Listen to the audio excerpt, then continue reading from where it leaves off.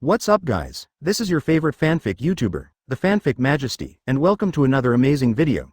You can follow me on Patreon for exclusive stories. 1 id. Chapter 1 Roger, have guarded Impel Down for 20 years. Advertise here. Remembering the legendary life of Roger Chester, the most powerful administrator in the history of Impel Down 1404. At age 0, he was walking on his own and patrolling the Crimson Hell. When he was 3 years old, he won the jailer's arm wrestling competition. When he was 8 years old, he jumped over his shoulder and arrested an escaped pirate with a bounty of 8 million. When he was 10 years old, he defeated the Sphinx, the boss of Wild Beast Hell, and won. At the age of 12, he became the youngest prison chief in Impel Down history. At the age of 15, he became the youngest warden in the history of Impel Down. At the age of 20, he became the youngest warden in the history of Impel Down. Pure white shirt, jet black coat, wearing a pilot hat. But he couldn't hide his dazzling silver hair. Wear a pair of high-end leather boots. He wears a long knife at his waist. His posture is clear and he is tall and powerful. Sword eyebrows and star eyes, heroic appearance.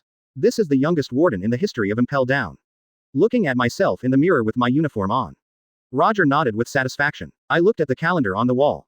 This year is C Circle Calendar 1424. The smile on Roger's face fell slightly. 1424, not 1524. There are still 96 years until the plot year of this pirate world. Going back 20 years to the beginning of the time travel, the difference is a full 116 years. Yes, Roger is a glorious time traveler. Travel to this crisis-ridden and magnificent world of pirates in C Circle Calendar 1404. Shinsho Village is one of the 3 largest institutions in the world government. His identity is that of a distant relative of a high-ranking person in Impel Down. The name still follows Roger from his previous life. But there is one more surname, Chester, without the D. If not, then there won't be. No one stipulates that travelers must bring D. After ignoring these and those unnecessary little things, the top priority facing the young Roger is that the time he traveled through seems to be a little early. C Circle Calendar 1404. What kind of barren age is this? Not to mention King Luffy and Straw Hat crew. At this moment, even Roger, Whitebeard, Golden Lion and other old guys are still drops of liquid. The same is true for the Marine camp. Marshal Sengoku, not yet. Incumbent 3 Admiral, never heard of it. Marine hero, what the hell is that? As for Nami, Robin, Vivi, the Empress, Shirahoshi. Don't even think about those familiar beautiful girls. Roger felt that he would not survive until those girls were born. Even if you really live until then. With his 100 years old age. Opening a crystal harem or something like that is a little too forced. Even if you have the will, your body will most likely be powerless. 100 years is too far away. We seize the day and night. Traveling early has the advantage of traveling early. Although everything is unfamiliar before my eyes. But it only takes a few decades. Those familiar, older, faces will appear on the world stage one by one. For those, old people, Roger is a super senior. Relying on the foresight of the traveler. He can fiddle with the fate of the elderly, to his heart's content. Let this pirate world change according to his wishes. Certainly, there is an important prerequisite for tinkering with other people's destiny. That is strength, absolute strength, fortunately. As a time traveler, Roger does not have AD in his name, but System Sheet still does. Chief Warden. No, it should be Warden Roger now. The handover ceremony is ready. Are you ready? A knock on the door was accompanied by the jailer's questioning voice. Roger, who was immersed in longing for the future, was awakened. Coming. Roger pushed open the door and walked out. 5 minutes later, Roger arrived at the handover hall on the ground floor of Impel Down. Under the eyes of nearly half of the jailers in Impel Down with excitement, admiration and fanaticism. Roger strode to the high platform. There is no complicated foreplay. No lengthy inaugural speech. Roger just took over the iconic coat of the prison warden from the previous warden and put it on. Warden Roger. As expected of Roger. Too handsome. The 20-year-old warden is unprecedented. The youngest warden in history. The Impel Down jailers who were lucky enough to witness this handover ceremony shouted excitedly. That attitude made them even happier than being elected as the warden themselves. Roger was smiling. His eyes swept over the familiar faces in the field one by one. With everyone's blessings, the installation ceremony of the warden was considered a success. The only flaw is, all the people cheering for him were rough old men. Not to mention a young and beautiful little fangirl. Not even aunts or moms could be seen. This is the current situation of Impel Down, the big prison. If it is 100 years later, at least there are 2 good-looking characters, Domino and Sadie-chan. As for now, gentlemen, let us work together to manage this chaotic hell from now on. As Roger's concise inaugural speech came to an end. The handover ceremony has come to an end. The rest of the celebration should be slow. This is Impel Down after all. Jailers all have their own posts to stick to. Can't stay away for too long. Once something goes wrong. The consequences could be disastrous. Quickly, under the instructions of Warden Roger and Deputy Director Maka, the jailers exited in an orderly manner and returned to their posts happily. The young and promising warden took office, and the entire Impel Down was filled with an atmosphere of joy. But one person was not very happy. He is Maka, the deputy warden of the large prison. Like Roger, I worked and grew up in Impel Down. It has been 40 years now. For Impel Down, Maka's qualifications are almost among the oldest in the group. In terms of strength, it is no longer inferior to Naval Headquarters Rear Admiral. Original. In everyone's estimation, former warden retires. He is the most likely successor as warden. Who would have thought? Roger appears halfway through. He jumped directly from the chief warden to the deputy warden and replaced him as the warden. He is still the second child of 10,000 years. To this, Maka was naturally dissatisfied. He too had fought. The result was that he was covered in bandages at the moment. Just yesterday, he challenged Roger. Roger couldn't even get past a single move. Killed instantly with one hit. The waves behind the Yangtze River pushed the waves ahead. The former wave died on the beach. Strength. It's okay not to accept it. Monster. Maka looked at Roger walking in front of her with resentful eyes. A monster like you will have a better future if you go to Marine. If Roger goes to Marine, then the position of warden is his. Unfortunately, it backfired. Mr. Maka, please give me more advice in the future. An island about 2 hours flight from Impel Down, the deep sea prison. This is Naval Headquarters, Marineford. The 20-year-old warden is a genius among geniuses. Yes, such a genius, why did he appear in Impel Down? If you can receive training in our Marine, you will definitely be able to serve as an admiral in the future. The pearl is covered in dust. The pearl is covered in dust. Marshal's office. All the Marine Vice Admiral level executives sighed. The job assessment for Impel Down is as strict as the military rank assessment for Naval Headquarters. There are 2 ways to become an Impel Down warden. The first is to gain qualifications and reputation. The second is strength. At least Vice Admiral level of strength. Where qualifications are insufficient, strength can make up for it. Vice Admiral, a 20-year-old genius. Even Naval Headquarters is inevitably greedy. Marshal, how about we go negotiate with Impel Down and try to get Roger into Marine? Yes, Marshal, nothing has happened to Impel Down for 700 years. Letting a genius like Roger stay there is simply overkill. I have some friendship with Columbus, so I might as well risk my life this time. There is an old Vice Admiral who is going to Impel Down just waiting for the Marshal's order. Hey, please calm down for a while. The contemporary Marine Marshal sighed helplessly and shook his head. Do you think Director Columbus is holding on to Roger? The problem now is that Roger has no intention of joining Marine. His ambition is to be the director of Impel Down. Chapter 2 5-color attribute cards. White Yaksha in the big prison. Advertise here. Of course Roger would not accept Marine's olive branch and leave the native Impel Down. It's not because he is greedy for the position of Impel Down warden he just obtained. The real reason is, this Impel Down is the foundation for Roger to continue to grow stronger quickly. Roger walked along the spiral staircase to Crimson Hell on the basement level of Impel Down. Warden. Okay. Warden Roger. Okay. Along the way, the jailers bowed excitedly. Chief Warden, are you here to inspect again? Such trivial matters can be left to us from now on. You don't need to be so hands-on anymore. The jailers spoke one after another. Got used to. You all go do your own thing and don't worry about me. Roger waved his hand. Eyes closed and opened. There was a glimmer in his eyes. The Crimson Hell on the underground level in front of me was suddenly completely different. In Roger's eyes, there were countless more cards on the huge underground floor that only he could see. Most are white. There may be purple cards mixed in between. This is the cheat that comes with Roger's time travel. These cards, visible only to Roger, are called attribute cards. The white one is ordinary. Purple ones are rare. There are also orange epic, red legendary and even gold legendary cards on it. It can be encountered but cannot be sought. 20 years so far. The red legendary attribute card was picked up only once by Roger. As for the most advanced golden legend, but not even a single hair was seen. But, Roger thinks, maybe I will actually meet him soon. Don't be afraid of being late for a good meal. Being down to earth has always been one of Roger's strengths. Even if he becomes the warden of a large prison, cleaning the building once a week cannot be neglected. After all, what is hell in the eyes of others is Impel Down. In Roger's eyes, it was paradise. This large prison is the wool yard, specially designed for him to see. You can let him collect the attribute wool dropped by the prisoners as much as you like. Despair. Roger stepped forward. One step down. The underground floor, which was noisy just a second ago, suddenly fell silent. At the same time, countless whiteboard attribute cards invisible to ordinary people were attracted and grabbed by Roger. Congratulations on getting +1 in navigation skills. The accumulation of navigation skills is 22,456 LV4 master level. Congratulations on getting +1 cooking skill. Cumulative cooking skill 20,112 LV4 master level. Congratulations on getting +1 medical skill, accumulated medical skill 23,786 LV4 master level. Congratulations to the boatman, music, steering, businessman, fraudster, imitator. Half an hour later, the ordinary whiteboard attribute cards on the basement floor have almost been picked up. Most of them are ordinary navigation and life attribute skills, covering hundreds of categories from all walks of life. This is also natural. After all, the people on the ground floor are all little ones. There is no one who can fight. At this point, this was confirmed as early as when Roger was only 8 years old. But no matter how small a mosquito is, it is still flesh. No matter if it works or not, they all need to be repaired. A little adds up to a lot. In every industry, reaching ultimate cannot be underestimated. The whiteboard skills have been harvested. Next up is the purple rare. Congratulations on gaining strength +10, accumulated strength 51,254 LV4. Congratulations on getting defense +10, accumulated defense 59,982 LV4. Congratulations on getting speed +10, accumulated speed 48,232 LV4.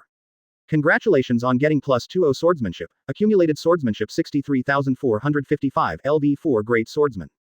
Congratulations on gaining agility and blood volume. Strength, defense, speed, swordsmanship, this is the purple rare attribute card. It is also the root of Roger's strength. 20 years of perseverance. Roger's current comprehensive strength. In fact, it is not the Vice Admiral class as others expected. He is clearly enough to be ranked at the Admiral level. But, it's not enough. Even Admiral still does not have enough voice in this sea dominated by world government. World government still has unknown background. There are also hidden national treasures. And, I am, the king of the world. The great task of sweeping buildings has a long way to go. We still need to persevere. With such belief, Roger enters Wild Beast Hell, the second underground level. Until he watched Roger's figure disappear around the corner of the stairs. Finally gone. The almost stagnant atmosphere on the underground floor was relieved.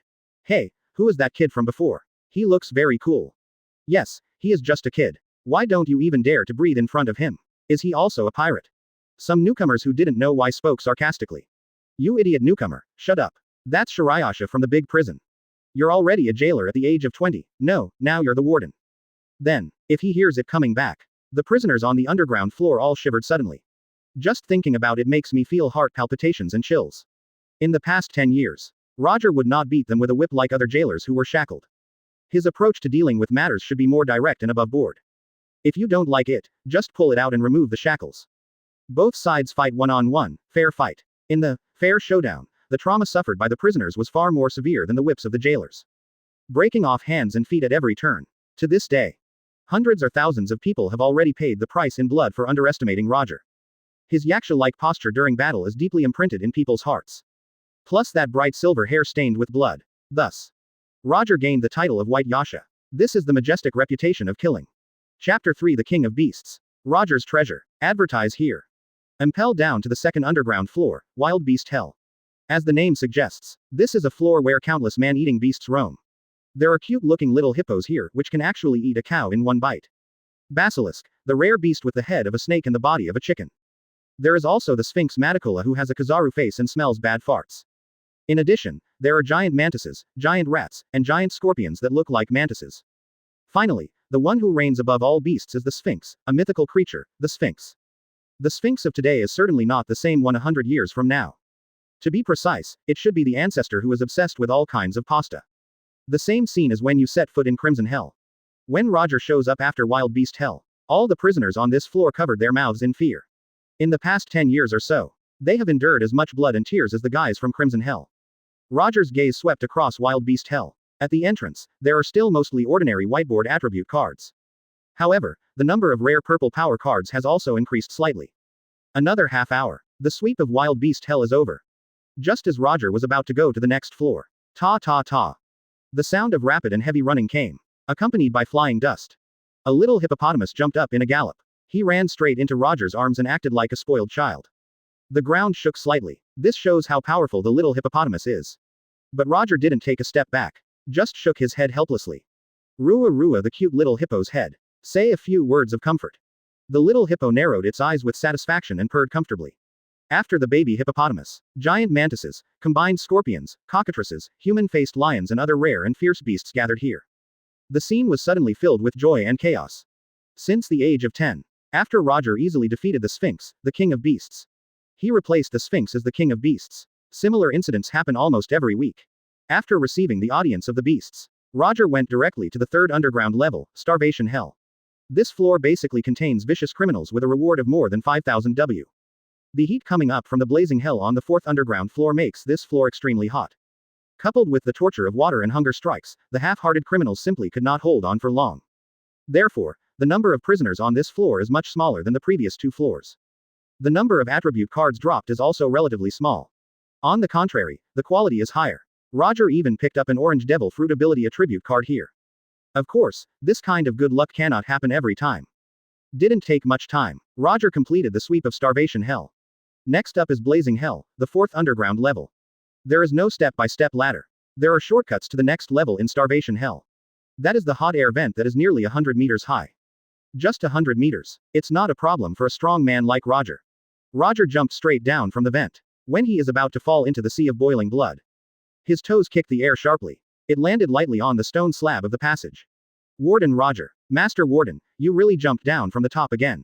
Chief Warden, I will help you report to the director. The jailers of Blazing Hell are already used to this situation. Well, tell the director, I'll be there in half an hour. Roger spoke calmly. Say it. Just walk straight to the prisoners' work area. The deep sea prison starts from the 4th underground level, with a watershed on each level. The first 3 floors are added to the foundation. Starting from the 4th level is advancement. Among the white and purple attribute cards, orange epic level attribute cards begin to appear. Congratulations on getting Armament Hockey plus 1-5, accumulated 14,322 LV for Advanced Internal Destruction. Congratulations on getting Observation Hockey plus 1-5, accumulated 10,167 LV for Advanced. Congratulations on getting plus 1 Devil Fruit Development Point, totaling 4,233. Congratulations on getting plus 1 free attribute point, accumulating 3,671. My luck is pretty good today. Roger nodded with satisfaction. At this moment, 4 underground floors. Office of the Superintendent of Prisons. Director Columbus, everything is business as usual today. Deputy Warden Macaw reported. Well, thank you for your hard work. Director Columbus nodded in approval. Immediately his eyes fell on the documents in front of his desk, and he couldn't help but sigh. Director, could it be that there is another letter from Naval Headquarters?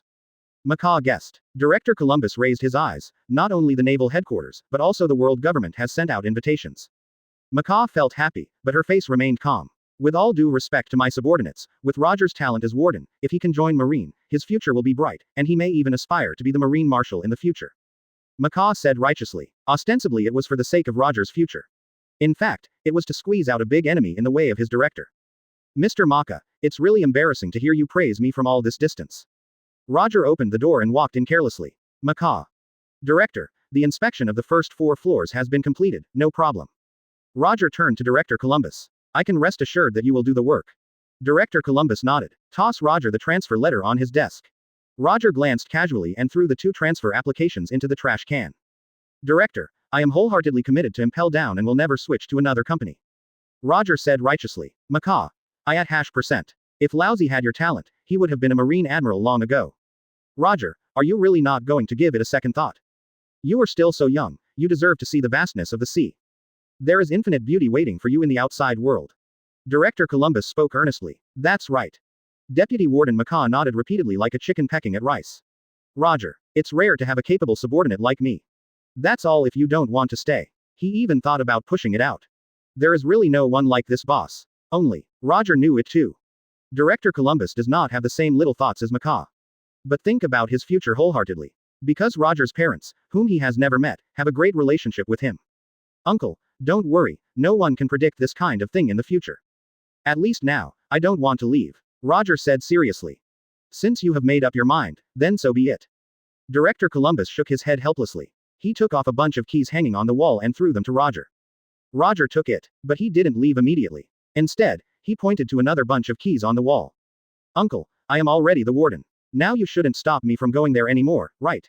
Roger smiled. Snort. Columbus blew his beard and stared.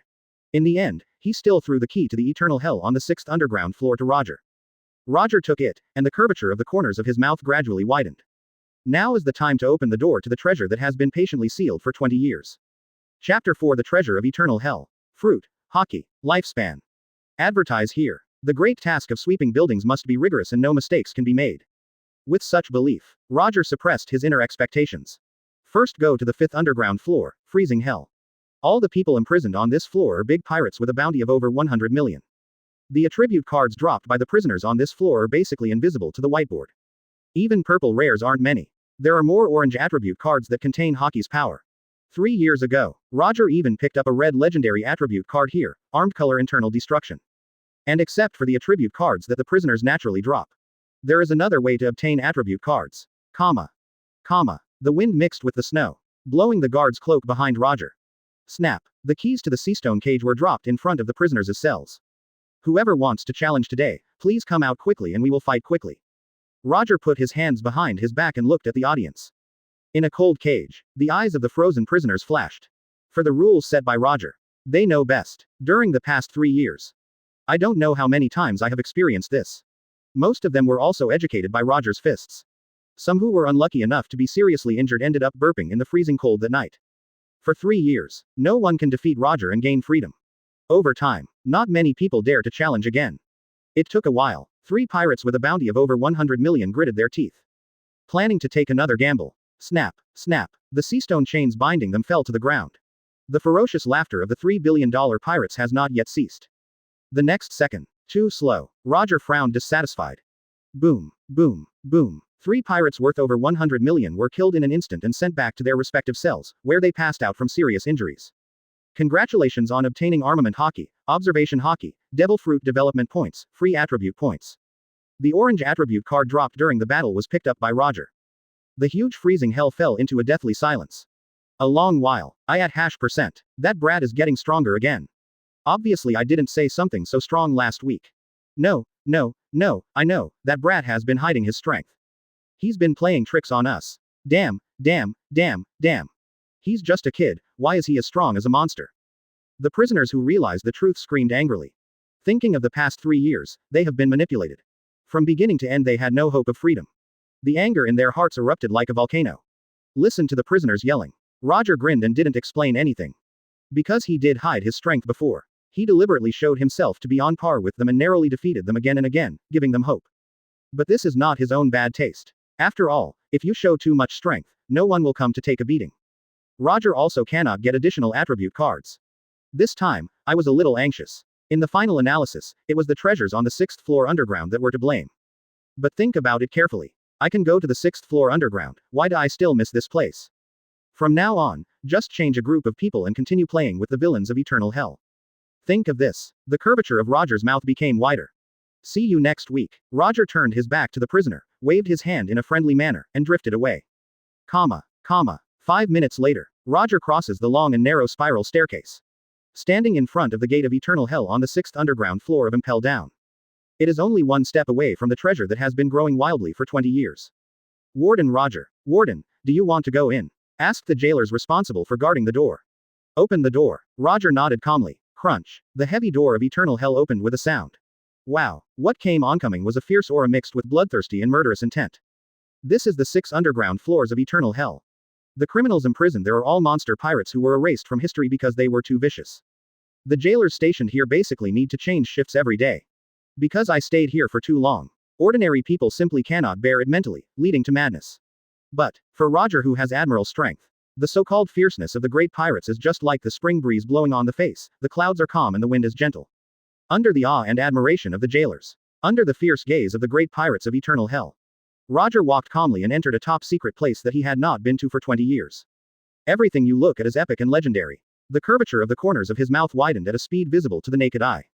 20 years of accumulation and waiting are worth it. This eternal hell is indeed filled with treasures. You're a stranger, kid, who are you? A big pirate with a scarred face asked. Roger didn't even look at him. Just clicked to pick up an orange attribute card near it. Congratulations on obtaining the Paramesha Fortress Fruit ability LV1. The opening is the Devil Fruit ability. Although there is no need to use it randomly, let's keep it for now. This kid's outfit looks like the warden of a big prison. Another big pirate thought. No, how is it possible? Warden. Just him. Impossible. Another pirate laughed and retorted. Kid, who are you? Asshole, you dare to ignore me. Do you want to die? He's just a young boy, don't get carried away. If I could go out, I would slap you into a pulp. Roger still ignored the pirates, wanton shouting. Just silently write down the speaker in a small notebook. After that, he concentrated on picking up and checking every attribute card. Congratulations on getting Armament Hockey plus 100. Congratulations on getting Observation Hockey plus 200. Congratulations on getting Devil Fruit Development Points plus 50. Congratulations on getting Free Attribute Points plus 100. Congratulations on getting the Black Sword Refining Point plus 100. Congratulations on getting the Zone Dragon Fruit Ancient Species Pachycephalosaurus Form LV1. Congratulations on obtaining the Paramesha Secret Fruit Ability LV1. Devil Fruit is a hard to encounter on floors 1 to 5. Roger collected a lot of information in just a short time. The attainments of Armed Color and Knowledge Color have increased sharply. The large number of promotions in a short period of time made Roger's face look numb. Until a certain moment, after picking up the red attribute card in an empty cell. The expression on Roger's face couldn't help but be startled. Congratulations on getting plus 1 year of life. This. I don't seem to need to go out to sea to find any pure gold. Roger thought. Chapter 5 Golden Legend. Conqueror's Hockey. Shock Fruit. Advertise here. Congratulations on gaining a lifespan of plus 3 months. Congratulations on getting a lifespan of plus 6 months. Congratulations on gaining longevity, It took a quarter of an hour. Roger looted 90% of Eternal Hell. Then he suddenly discovered. The past 20 years of my life seemed to have been in Vaughn. The total lifespan of the picked up Linlin is exactly 20 years, with a few more months to go. Rounding up is equivalent to living in Vaughn. How wonderful. From now on, Mom no longer has to worry about life expectancy. It will be easy to live 100 years from now. Even then, I still have some energy left. Think of this. Roger felt like his whole body was clear. Even the steps are much lighter. Ignoring the angry curses from the pirates, Roger walked straight to the last small area. There were several attribute cards gleaming there, waiting to fall into Roger's pocket. We can't live up to it, can we? Suddenly, just as Roger set foot on the last area, he seemed to catch something out of the corner of his eye. Suddenly he turned his head. In a dark cage, the two cards emitted a golden light that was blinding. Golden Legend. It actually flashed. Roger's breathing became heavier. Excited heart. Shaking hands. Roger clicks to confirm the pickup. 2 golden cards whirled and flew into Roger's body. Congratulations on getting Conqueror's Hockey, level 1 and below. Exclamation mark, exclamation mark, exclamation mark. I'm coming. He came. He comes with gifts. Conqueror's Hockey attribute card that only exists for one person in a million. Finally picked it up. In the world of pirates, what moves are the most effective? Needless to say, Conqueror's Hockey. Although Qingjiao's mouth was as large as the Crucian carp crossing the river, it was a bit embarrassing. However, the scene of killing 100,000 minions instantly when Conqueror's is opened is still very shocking. Not to mention that Conqueror's has more advanced uses. Conqueror's Coil can only be mastered by a true conqueror. One blow can split the sky. I have been sweeping buildings in Impel Down for 20 years. I picked up countless pictures of armed colors and knowledge colors. There are no conquerors alone. This is also natural. After all, the previous floors were all imprisoned with trash fish. Roger knew. Where are you most likely to pick up Conqueror's attribute cards? There is only Eternal Hell on the 6th underground floor. As expected, Conqueror's Hockey is finally here. True, Conqueror's Hockey at level 1 is not as good as Luffy at the top level. It is very difficult to activate and release it. It is of no use at all. But for that, Roger was prepared. The free attribute points accumulated bit by bit over the past 20 years can finally be put to use. Free attribute points. As the name suggests, you can add points to any ability. Points can be added to hockey, swordsmanship, strength, defense, and even devil fruit ability enhancements, etc. Such a panacea-like existence is naturally very rare. Roger has been sweeping buildings for 20 years. I have accumulated less than 4,000. I have never been willing to use it. The purpose is to be able to improve instantly after encountering good abilities one day. Now is that day. Free attribute points, don't use them now, wait until later. No hesitation. Roger did not hesitate to spend all the 3,950 free attribute points he had accumulated over the past 20 years on Conqueror's Hockey. Open black lens bracket Conqueror's Hockey up pointing arrow 3950 LV3 intermediate close black lens bracket. Roger's face was full of intoxication, feeling the new power rushing through his body. Intermediate Conqueror's Hockey can already be deployed freely. It's probably as powerful as the straw hats from 2 years later. Roger from Conqueror's Hockey's wonderful order almost ignored another golden legend from before. Until the system's mechanical beep sounds. Congratulations on obtaining the Paramesha Shock Fruit ability LV1 can shatter bricks 10 meters away. Roger! Exclamation mark exclamation mark exclamation mark. Nani. What? Is there any bigger surprise than Conqueror's Hockey? Shock Fruit ability. The strongest Paramesha that destroys the world. Why is it refreshed here? No. Now is not the time to think about this. The important thing is that you have acquired this ability. Level 1. Can it only break bricks? Completely fine. What bullshit fortified fruit, secret fruit, pagoda-headed dragon, polar bear, flathead brother, all step aside. The Devil Fruit development site, which has been prepared for 20 years by sweeping the buildings, is just for this moment. Roger was convinced of this. Give me more. Shock Fruit ability up pointing arrow 4456, LV3 breaks a radius of 300 meters with one blow, and can initially cause an air shock. Roger made a fist. Every gesture. The atmosphere ripples with it. I looked at the system panel. The black knife refining point is still on standby. Are there any Supreme Sharp Sword cards that have not yet been refined? Come on. Roger thought so. For the first time, his eyes were focused on two golden legendary cages. What appeared in his eyes was a thin, gentle-looking little old man. It is far different from the tall hockey image of Whitebeard, the Shock Fruit ability user in later generations. It's completely one sky and one earth. However, Roger would not underestimate him because of this. Shock Fruit and Conqueror's hockey. This is completely the configuration of a king. Even, Roger had a feeling, if this little old man is released, the entire Impel Down is afraid of being overturned. Even if you explode with full combat power, you may not be able to suppress it. This is definitely the most dangerous existence in this eternal hell. Look at each other. A long while. Roger took a deep breath, turned and left. The little old man can't afford to offend him for the time being. Other small fish are still afraid of them. The previous half hour. Roger's little notebook in his mind is almost full. Now is the time to begin the reckoning. Roger stood in the center of eternal hell. You're just a kid, stop pretending. Quickly throw the key on your waist to me. After I go out, I will ensure that you enjoy the hot food, drink hot food, and enjoy endless glory and wealth. Did you hear that? The wanton shouts of the ferocious pirates echoed in every corner of eternal hell for a long time. Roger still just stood there calmly. The red light flashed in his eyes and disappeared. The guard behind him was wearing a long cloak without wind. The mid-level conquerors that originally surged within it, at this moment, burst out, centered around Roger. The invisible conqueror's pressure spread instantly, and swept the entire eternal hell in an instant. This moment. The world is quiet, only Roger's calm words echoed. I am Roger Chester, the warden of Impel Down. From now on, I will manage you pests of the sea. Do you have any objections? Add update rules. Chapter 6 The name of White Yaksha resounds throughout eternal hell. Please comment on flowers. Advertise here. Silence. Deathly silence. The huge eternal hell, you can hear a pin drop.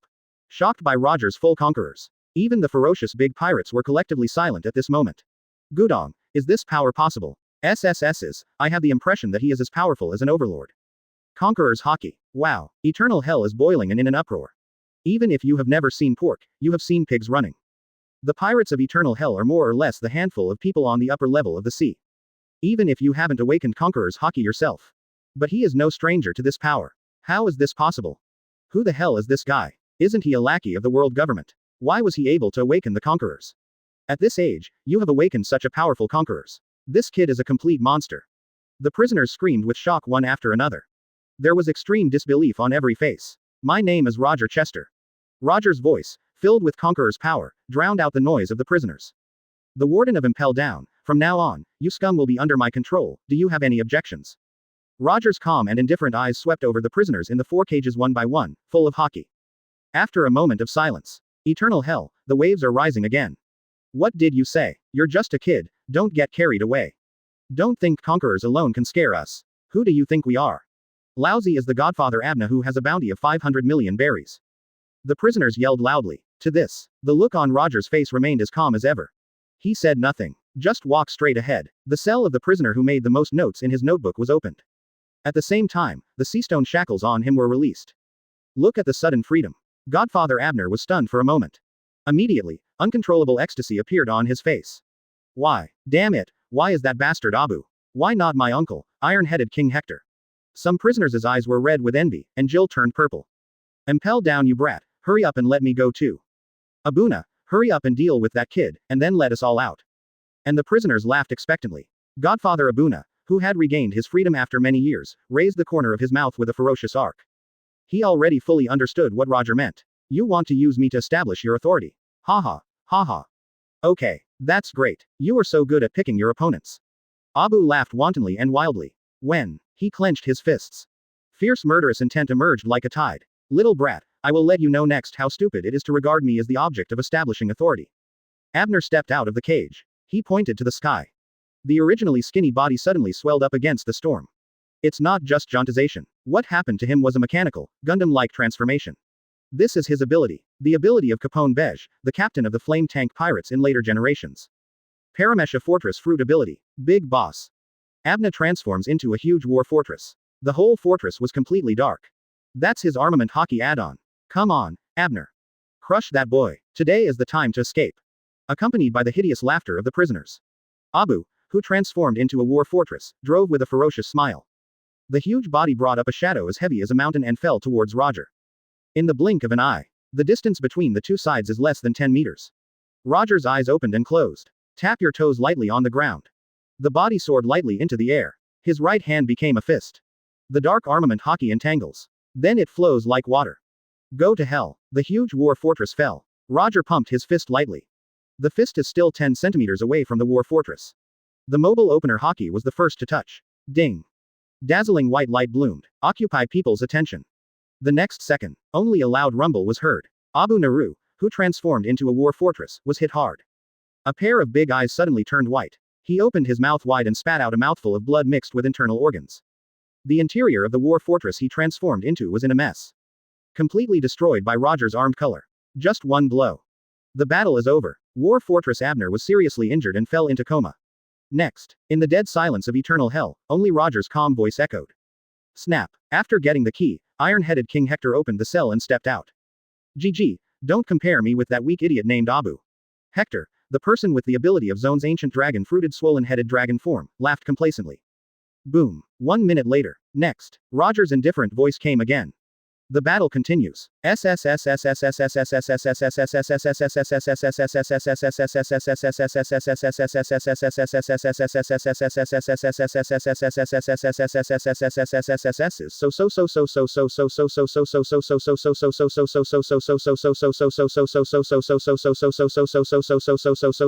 Track to ball out at to the SSSSSSSSSSS.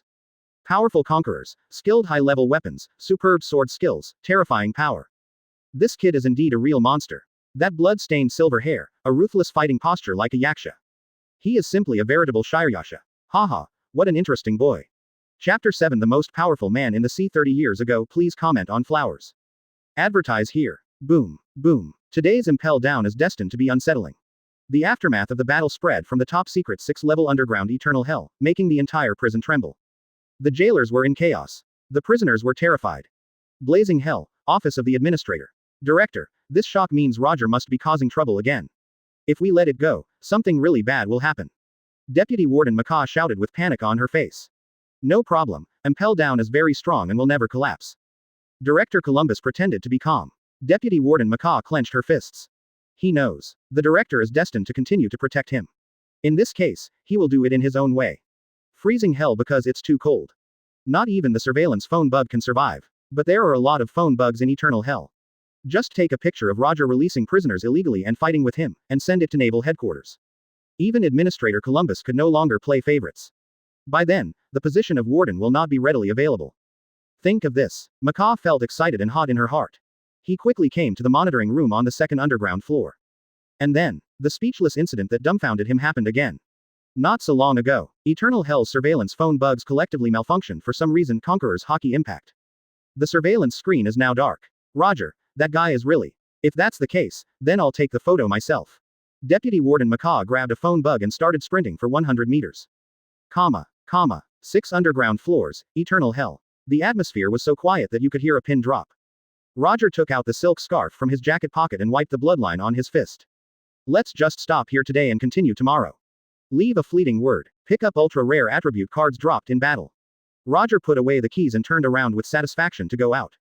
The number of prisoners in eternal hell is not large. It would be pointless to fight once and for all. Anyway, the purpose of establishing prestige has been achieved. Next, it's time to wash the floor and repair it. After giving the order to the jailer to wash the floor, Roger put his hands in his pockets, hummed a tune and left unhurriedly. The jailers watched in awe as Roger disappeared. They looked at each other, not daring to show any lightness. Quickly enter eternal hell and prepare to wash the ground. However, when I saw the messy scene, the jailers all gasped unconsciously. Ding dong. There was a soft sound in the elevator shaft. Deputy Warden Macaw arrived in a hurry with a video phone. What? It's over. Macaw was dumbfounded again when she learned that Roger had left. Immediately afterwards. Just like ordinary jailers. He was also deeply shocked by the messy scene he saw in front of him. Did Roger do all of this? How is it possible? They are all ferocious pirates with a bounty of hundreds of millions. Roger, how powerful is he? Macaw murmured in shock. On the fourth underground floor, the director's office. Uncle, return the key to you. Roger threw out the keys from the fifth and sixth floors and hung them on the wall accurately. Roger. Director Columbus looked at Roger with a resentful look on his face. What's up? Roger asked with a smile. Director Columbus just stared. I know, I will calm down a little tomorrow. Roger said. Nani, do you still want to go tomorrow? No. You can only go to eternal hell once every 3 months. Director Columbus said categorically. Don't look at how calm he was in front of Macaw before. In fact, Director Columbus was also panicking inside. After all, the vibration coming from the sixth underground floor was real. 3 months. 3 days is almost enough. Roger stared, firmly disagreeing. 1 month. Administrator Columbus regressed. Roger shook his head. After some haggling. In the end, the frequency was settled on once a week. It just gave the jailers time to clean the floor and perform maintenance. The matter came to an end. Roger didn't leave, just sit down on the sofa. I took a bite of the apple and started chatting. Speaking of which, Uncle, what is the origin of that little old man from eternal hell? I don't seem to have seen it on the list. Roger asked. Hear the words. Director Columbus suddenly widened his eyes. The old face showed an unprecedented look of panic. No, only that man must not be released. Impel Down will be overthrown. I know, Uncle, don't be nervous. Roger waved his hand easily. So, what is the origin of that little old man? His name is Grant. Grant the Bard, the strongest man in the sea 30 years ago. Director Columbus said solemnly. The sea is the strongest. Roger looked slightly solemn. Then who captured this strongest person? Director Columbus took a deep breath, with memories and fear on his face. In order to capture that man, Marine launched a buster call, led by 2 Marine admirals, and even world government CP forces intervened. Even so, it was still a tragic victory. Of the 10 buster call warships, only 2 returned in the end. The casualties are countless. In short, you must not mess around with that man. Director Columbus gave a solemn warning. I know. Roger yawned carelessly and turned around to go out.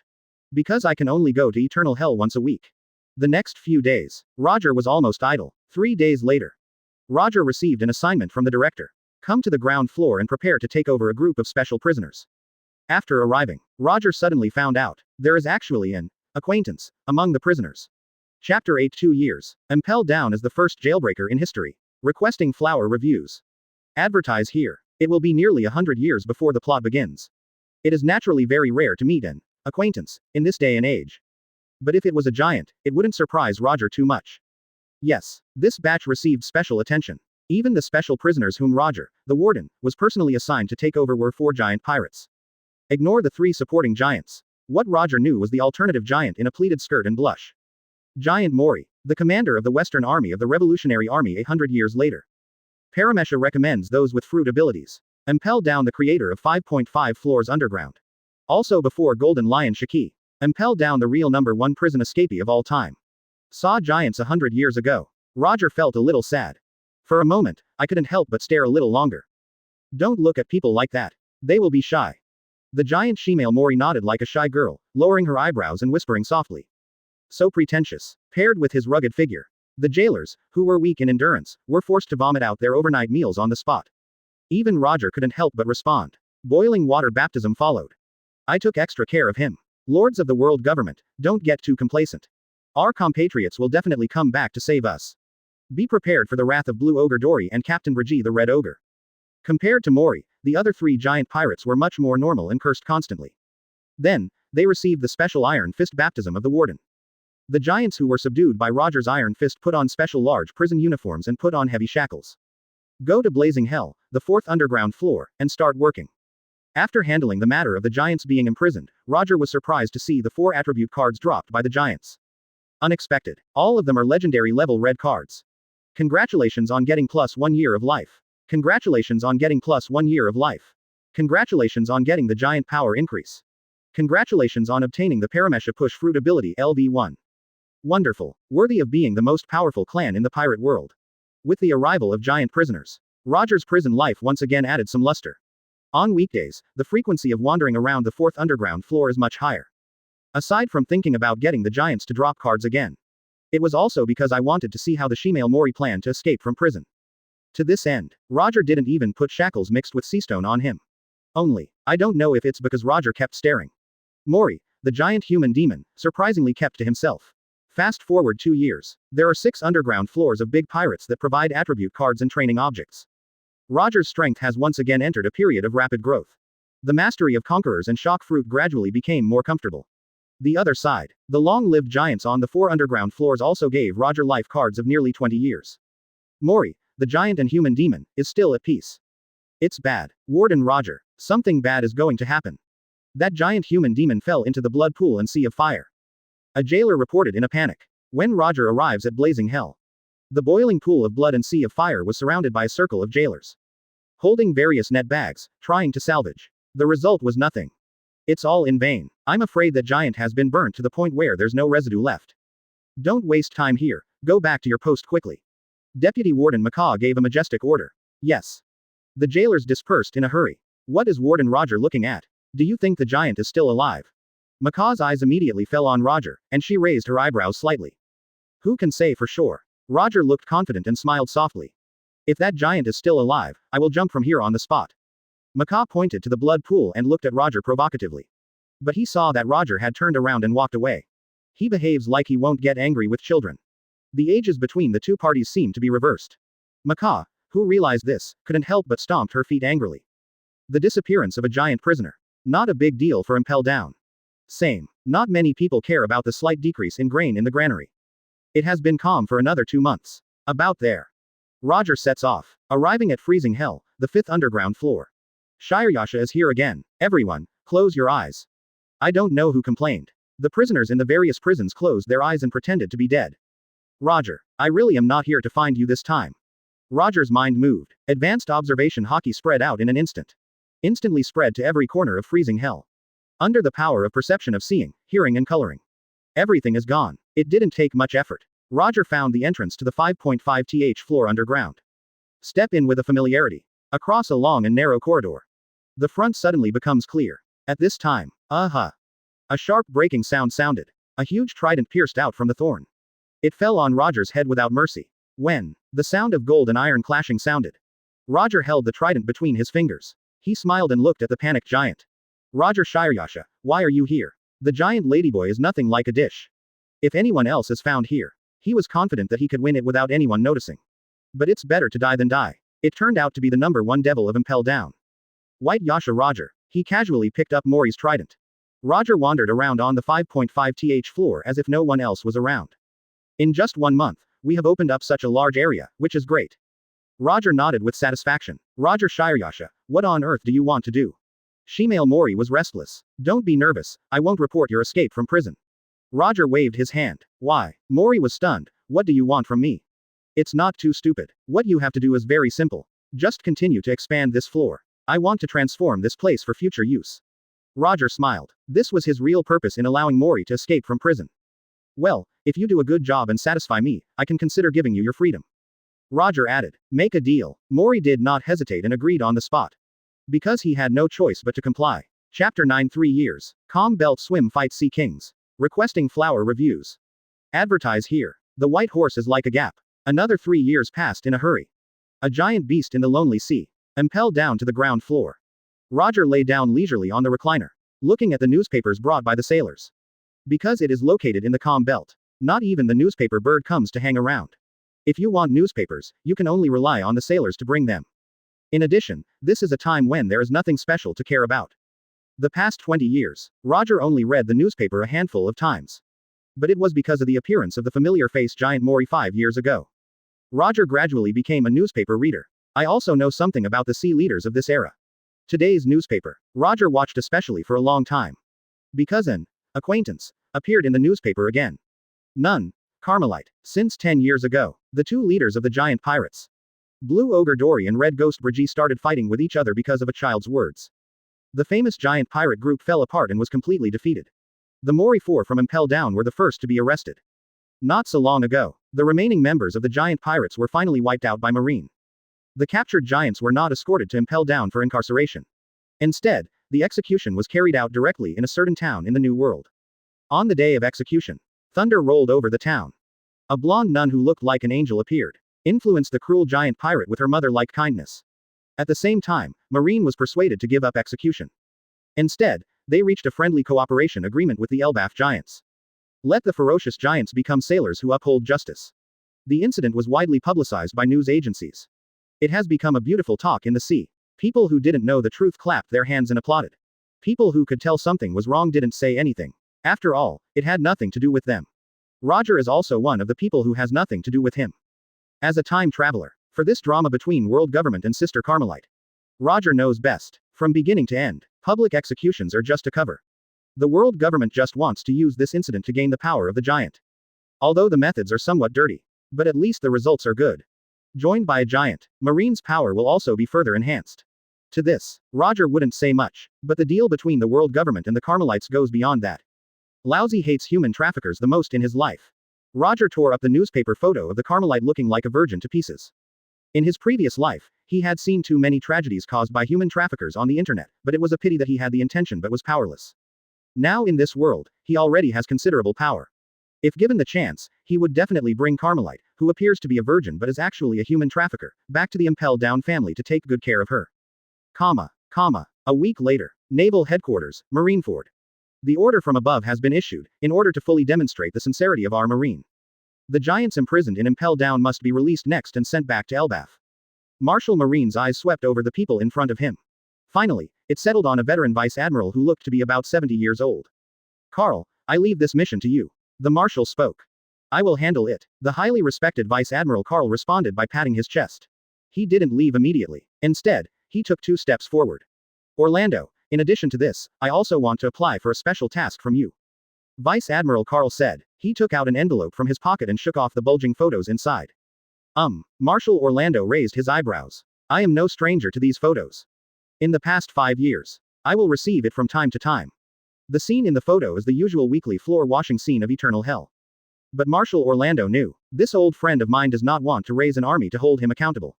You haven't given up yet. Marshal Orlando shook his head helplessly. How can you give up on such a good seedling? He provoked Eternal Hell at such a young age. His talent is even more terrifying than we imagined. Vice Admiral Carl said matter-of-factly. But you should have known by now that it's that boy who doesn't want to leave Impel Down. Marshal Orlando sighed. If possible, of course he would also like to get a quasi-admiral for Marine. That's because he hasn't seen the colorful world outside, and hasn't seen the beauty beyond Impel Down. As long as he goes out once, he will never want to go back. Vice Admiral Carl looks confident. Well, I'll say hi to Columbus. Windless and calm waters of the Calm Belt. The large marine warship that passed through the Gate of Justice headed straight towards Impel Down. On deck, Mr. Carl, why are you so obsessed with the warden at Impel Down? Rear Admiral, a beautiful female marine in her 30s, asked. Her name is Tia, and her trademark is her hair as blue as the ocean. To become the Naval Headquarters Rear Admiral at this age is a testament to her talent. Coupled with that unparalleled beauty, Rear Admiral Tia deserves to be the face of this marine. That kid will shoulder Marine's future. I, Carl, have no doubts about it. Vice Admiral Carl said categorically. Rear Admiral Tia pursed her lips. He seemed a little unconvinced. Tia, your talent is already considered top-notch among Marines, but in this world, there are still monster-level geniuses who are above the top level. You just have to be yourself. Vice Admiral Carl said earnestly. I know. The beauty Rear Admiral Tia responded perfunctorily. He walked to the boat rail in disinterest. Oh. Sudden, the panicked shouts of the sailors sounded from the bow of the warship. The big sea kings are coming. A colonel made a judgment through the hills rising above the sea. This is the current era. Marine genius scientist Vegapunk is just a drop of liquid. Marine does not have the technology to inlay seastone on the bottom of ships. While crossing the Calm Belt, the risk of being attacked by the Sea Kings is much greater than in later generations. Marines who have walked through the Calm Belt several times can almost tell. The sea is indeed Sea Kings, but the expression on the face of the colonel who made the judgment was stagnant. But what? Rear Admiral Tia quickly gathered her mood and came to the bow of the ship immediately. Tia Rear Admiral, the Sea Kings are dead. The colonel replied uncertainly. Everyone was stunned. Hey, everyone, look, someone has appeared next to Sea Kings. A sailor screamed. Don't be stupid, this is the Calm Belt, how is it possible? I'm sure there is someone here. Whose general is this who swam and killed Sea Kings in the Calm Belt? I rub it, this is too fierce. He is cruel. On the deck of the warship, shocking shouts from the sailors came one after another. The young marine beauty Rear Admiral Tia opened her beautiful eyes in confusion. The sea in the distance. The young man's dazzling silver hair shined under the sun. Chapter 10 Passionate Veteran. The Justice of Devotion. Requesting flower reviews. Advertise here. Wow. A vigorous figure broke out of the sea, jumped tens of meters, and landed on the deck of the warship. The bright silver white hair shines in the sun. The muscles of the naked upper body are clearly textured, like a masterpiece from heaven. With its unique beauty, you can't help but be fascinated by it at first sight. Give. The young Marine beauty Rear Admiral Tia half hid in her face and handed over a towel. Thanks. Roger thanked him, took the towel, and wiped the water stains on his body. It can't be wrong. That iconic silver hair, and the fierce way to swim and hunt sea kings in the calm belt. That man is the youngest warden in the history of Impel Down. Shireyasha. Roger Chester. On the deck of the warship, shocking uproar broke out from the sailors. But it's still at least 10 miles away from Impel Down. Did he really swim here? Besides, even if you are hunting sea kings, you don't need to travel so far. A young sailor who had never been to Impel Down questioned. Don't doubt it, because that's Shiro Yakusha who Impel Down. A veteran nodded solemnly. As for why we have to travel so far, it's of course because the sea kings around Impel Down have been hunted. The words fell. The uproar resumed. Real or fake?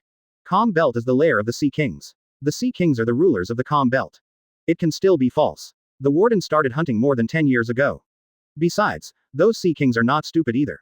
People come to hunt them every day, and they are scared to death. I heard that someone once saw Sea Kings carrying their nest and running away overnight. That's it, the warden even chased it and swam for 300 miles to catch it. The sailors kept talking. The topic gradually took off in an outrageous direction. Rumors, they are all rumors. They are not that exaggerated. I just came to find a Sea Kings to give everyone in Impel Down a meal.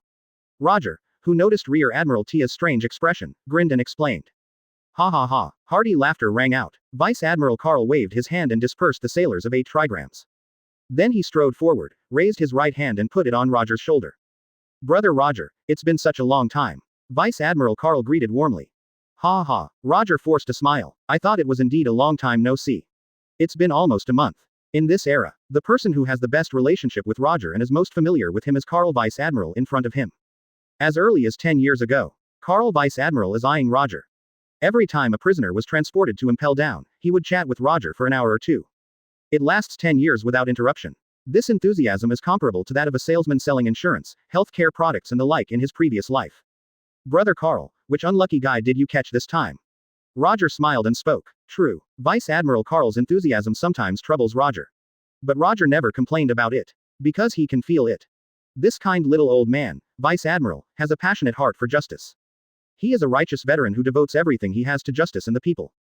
This is the justice of devotion. Roger cannot be as dedicated as a veteran. Nor could he respond to the old man's enthusiasm. But at least respect can be given. Looking at Roger and Carl, who are 50 years apart in age, they call each other brother and brother. The sailors on the warship, including Rear Admiral Tia, who saw this scene for the first time, could not help but be stunned. Immersed in the deep shock, I couldn't extricate myself for a long time. Brother Roger, I'm not here to transport prisoners this time, but to pick up people at Impel Down. Vice Admiral Carr said. Oh, a giant, Roger said subconsciously. You are indeed a brother Roger. Not only is he a genius, but he is also so flexible in his mind. If someone like you.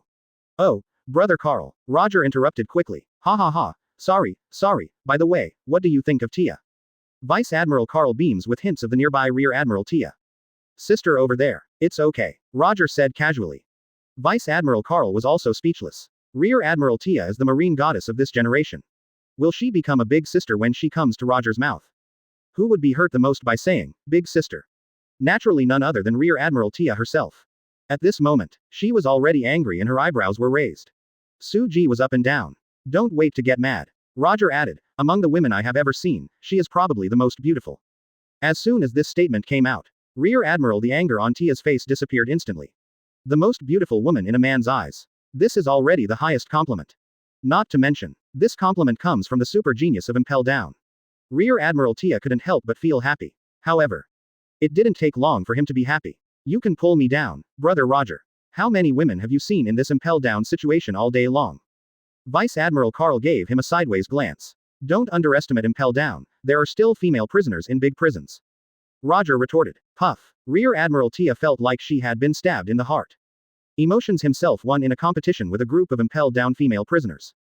Efforts in speaking. Impel Down is just around the corner. We're already here, so I'll take the first step. Brother Carl, we'll see you later. Roger waved goodbye. A fierce man plunged into the sea. Return to Impel Down through the entrance and exit of the second underground floor with the Loot Sea Kings. When Roger changed into the warden's uniform and came to the director's office on the 4th floor underground. Vice Admiral Carl has been waiting for a long time. The smile on the old face is as bright as a flower. Roger, you came just in time. This is a dispatch mission. Prepare to escort the giants back to Elbaf with Carl Vice Admiral later. Chapter 11, The Ruthless Man Who Attacks the Island of God, Alone. Requesting flower reviews. Advertise here. Since it was a dispatch mission, there was nothing we could do. Roger did not resist and calmly accepted the task. The dignified Impel Down warden escorts the prisoners back to their country. The reason for such an outrageous thing must be closely related to the passionate Carl Vice Admiral. But it doesn't matter. If he hadn't gone out for a while, he would no longer be the chief warden of Impel Down. As long as you have a firm belief and don't be deceived by my brother's rhetoric. It doesn't make much difference whether you can get out or not. Just think of it as a vacation. Stayed at Impel Down for so many years. He hasn't really gone out to take a look yet. Think so. Roger can't help but have some expectations for the upcoming mission. But until then, Roger still has some things to do. Come out of the director's office. Roger pushed the small dining cart filled with delicious food and went straight to Eternal Hell, the 6th underground floor. The originally noisy Eternal Hell fell silent with the appearance of Roger. For 5 years, the brutal pirates were beaten by Roger in various ways. At this moment, everyone was shrinking their heads like quails. He didn't even dare to look at Roger. I was afraid that if he was unhappy, he would give me a beating. Well, I'm leaving Impel Down. Roger shook his head and sighed. The words fell. Eternal Hell fell into a deeper silence. The prisoners' eyes all lit up. Wonderful. The disaster star is leaving. They don't have to be beaten in fancy ways anymore. Think of this. The big pirates, who were always cruel, actually had the urge to cry. The next second. So before I go, does anyone want to have a final spar? Roger smiled and looked around. The smiles on the prisoners' faces froze. He lowered his head quickly for fear of meeting his gaze. There's no one, so forget it. Anyway, this dispatch mission will come back in a month or two at most. I hope you won't be bored without my company. Roger smiled. There was another moment of silence. Next moment. I at %. Asshole Jinyaksha, you're talking nonsense about just leaving for 2 months. I thought you were leaving for good. Damn by Yaksha, how dare you make fun of lousy. Ah, the prisoners were all screaming wildly. Ha ha ha. Roger laughed happily several times. Push the cart to the depths of Eternal Hell. Finally, he stopped in front of the cage of the strongest man in the world from the previous era. After all, it was Ono Niu who produced 2 golden legendary cards and several red legendary attribute cards. There may be new golden legends produced in the future. If Roger is not to be treated well, at least he cannot be allowed to starve to death. Over the past 5 years, under Roger's care and feeding, Bard Grant's originally wizened figure became much plumper. It's so rich today. Could it be that you want to send me off on my way? Grant said. If anything, I'm just giving you extra meals for the next 2 months in advance. Roger said. Grant said no more. Eat without hesitation. The greedy prisoners in the next cell couldn't help but drool. Grant, I'm going to the New World soon. Do you have any unfulfilled wishes? Or is there a treasure buried somewhere that you want me to help you dig out? Roger asked. No. Grant didn't even look up. Lord by Yaksha, he doesn't have it like I do. I have a huge treasure buried on a certain island. As long as you give me a meal of meat, I will tell you. Lord Shireyasha, I don't need meat every meal, as long as I eat a piece of meat every day, it's enough. Choose me, choose me. Lord Roger. The pirates in the nearby cages shouted in vain. To this, Roger seemed unaware, because in his mind, originally it was just a system for picking up attributes, but now it has a new function. 30 years ago, the world's strongest man, Bard Grant's only obsession. Pictures flashed before Roger's eyes like a revolving lantern. It tells the legendary life of the Bard Grant. The final scene is set on the Dusk Coast on the eve of Grant's arrest 30 years ago. A 30-year-old pregnant woman faced the sunset, waiting for someone to return. There is no doubt about it. The 30-year-old woman and baby at the end of the picture are Grant's obsession. But Roger was more concerned about what he had seen about Grant's past. What causes a man to become concerned? Abandoning his pregnant wife and ending up miserable alone. Roger has always been concerned about the reason why Grant suffered the buster call from 2 admirals. Now, the answer is finally revealed. Partner. The once famous Bard pirates were disbanded due to the captain's irresponsibility. The remaining members were leaderless and were eventually captured by Marine. Before being escorted to Impel Down, he was spotted by the Celestial Dragons and became a slave. Grant, the former Great Poseidon, went to sea for the last time just for his friends. To save our comrades who have become slaves. He single-handedly attacked the island called the Island of Gods. Rao is Roger. At this moment, I couldn't help but be shocked by this old man's actions. What a cruel person. Help Grant make up for his regrets, eliminate his obsession, and be rewarded with plus 1000 free attribute points and plus 1000 devil fruit development points. The system's mechanical beep woke Roger up from the shock. Roger, I am the Sin Buster. Not the Dream Master. Thanks. Chapter 12 Dream Master Roger. The clown is myself. Requesting flower reviews. Advertise here. But think about it carefully. If only Grant's unborn child was still alive. And he followed his old path and became a pirate. Roger wouldn't mind having the 2 of them reunited at Impel Down. By the way, accept the 1000 free attribute points and 1000 devil fruit development points. I am such a good person. Roger sighed. Place the last small iron cage in the corner of the cell. Old man Grant frowned. Boy, I've told you many times that I don't like to eat this smelly fruit called durian. Are you deliberately trying to irritate me? Take one taste and you will know how wonderful it is. Roger was serious. In my heart, I am thinking that all I want is for you not to eat fruit in an iron cage. It was not meant for people to eat. Roger just uses this fruit as a carrier and medium. What if Grant suddenly dies suddenly? The fruit in the cage may be able to block whose shock fruit ability. Although there is little hope. But gotta try. Roger stood up and exited Grant's cell. His eyes immediately fell on the adjacent prisoner. As expected, the system's new capabilities aren't exclusive to Grant. As long as there is an obsession, it can be detected. Damn Orlando, I will kill you when Lousy gets out. Roger. You can't get out. Thanks. I want to kill those so-called partners who betrayed me. Roger. I can barely accept this one. If I encounter it, I will reunite you with you. Woman. I want a woman. Roger. Get lost. You really treat me as a dream master. I will absolutely beat up the Shiroyasha brat with all his teeth on the ground. Roger. When I come back, I'll be the first to beat you until you're full of teeth. Meat. I want to eat meat. This obsession is simple and accurate. Roger casually threw the remaining pieces of Sea King's barbecue to a hungry prisoner whose eyes were glowing green. Congratulations on getting free attribute points plus 20. It's only 20 o'clock. It is indeed too simple. But if one person is 20, 100 people is 2000. In this big prison, there must be many prisoners who want to be fed. Wait until the mission comes back to study. Roger leaves eternal hell. 10 minutes later, he came to level 5.5 from freezing hell. After 3 years of development and transformation by Giant Ladyboy. A luxurious 5.5-story palace has been initially completed. Nani, can I really be free? When he learned from Roger that he could leave Impel Down. The voice of the giant shemale Mori increased more than 18 degrees. I just feel that my whole body is dizzy, like falling into the clouds in a dream. Don't you want to leave? Roger asked with a smile. Go. Mori nodded like a chicken pecking at rice. Master Roger, where do we go from here? Come with me. Roger waved his hand and led Mori out of the 5.5th floor openly. Go all the way up the stairs. Hello, Chief Roger. Hey, the giant next to the warden seems a bit familiar. I remember. That's a giant human monster. But didn't he already fall into the pool of blood and die? The giant human demon is not dead. What exactly is going on? The Impel Down jailers I met along the way were all talking about it. Every word he said made Giant Mori's heart tremble. Reason told him, reappearance in Impel Down jailers is a dead end. But his instinct was to obey Roger's instructions unconditionally. 5 minutes later, Roger took Mori back to blazing hell. Director Columbus and Vice Admiral Carl have been waiting for a long time. At this moment, blazing hell blood pool channel. Impel Down Deputy Warden Macaw is really happy today. Because his biggest competitor on the road to promotion is finally leaving. The long-cherished wish is about to come true. When Director Columbus retires, he will have the final say on this Impel Down.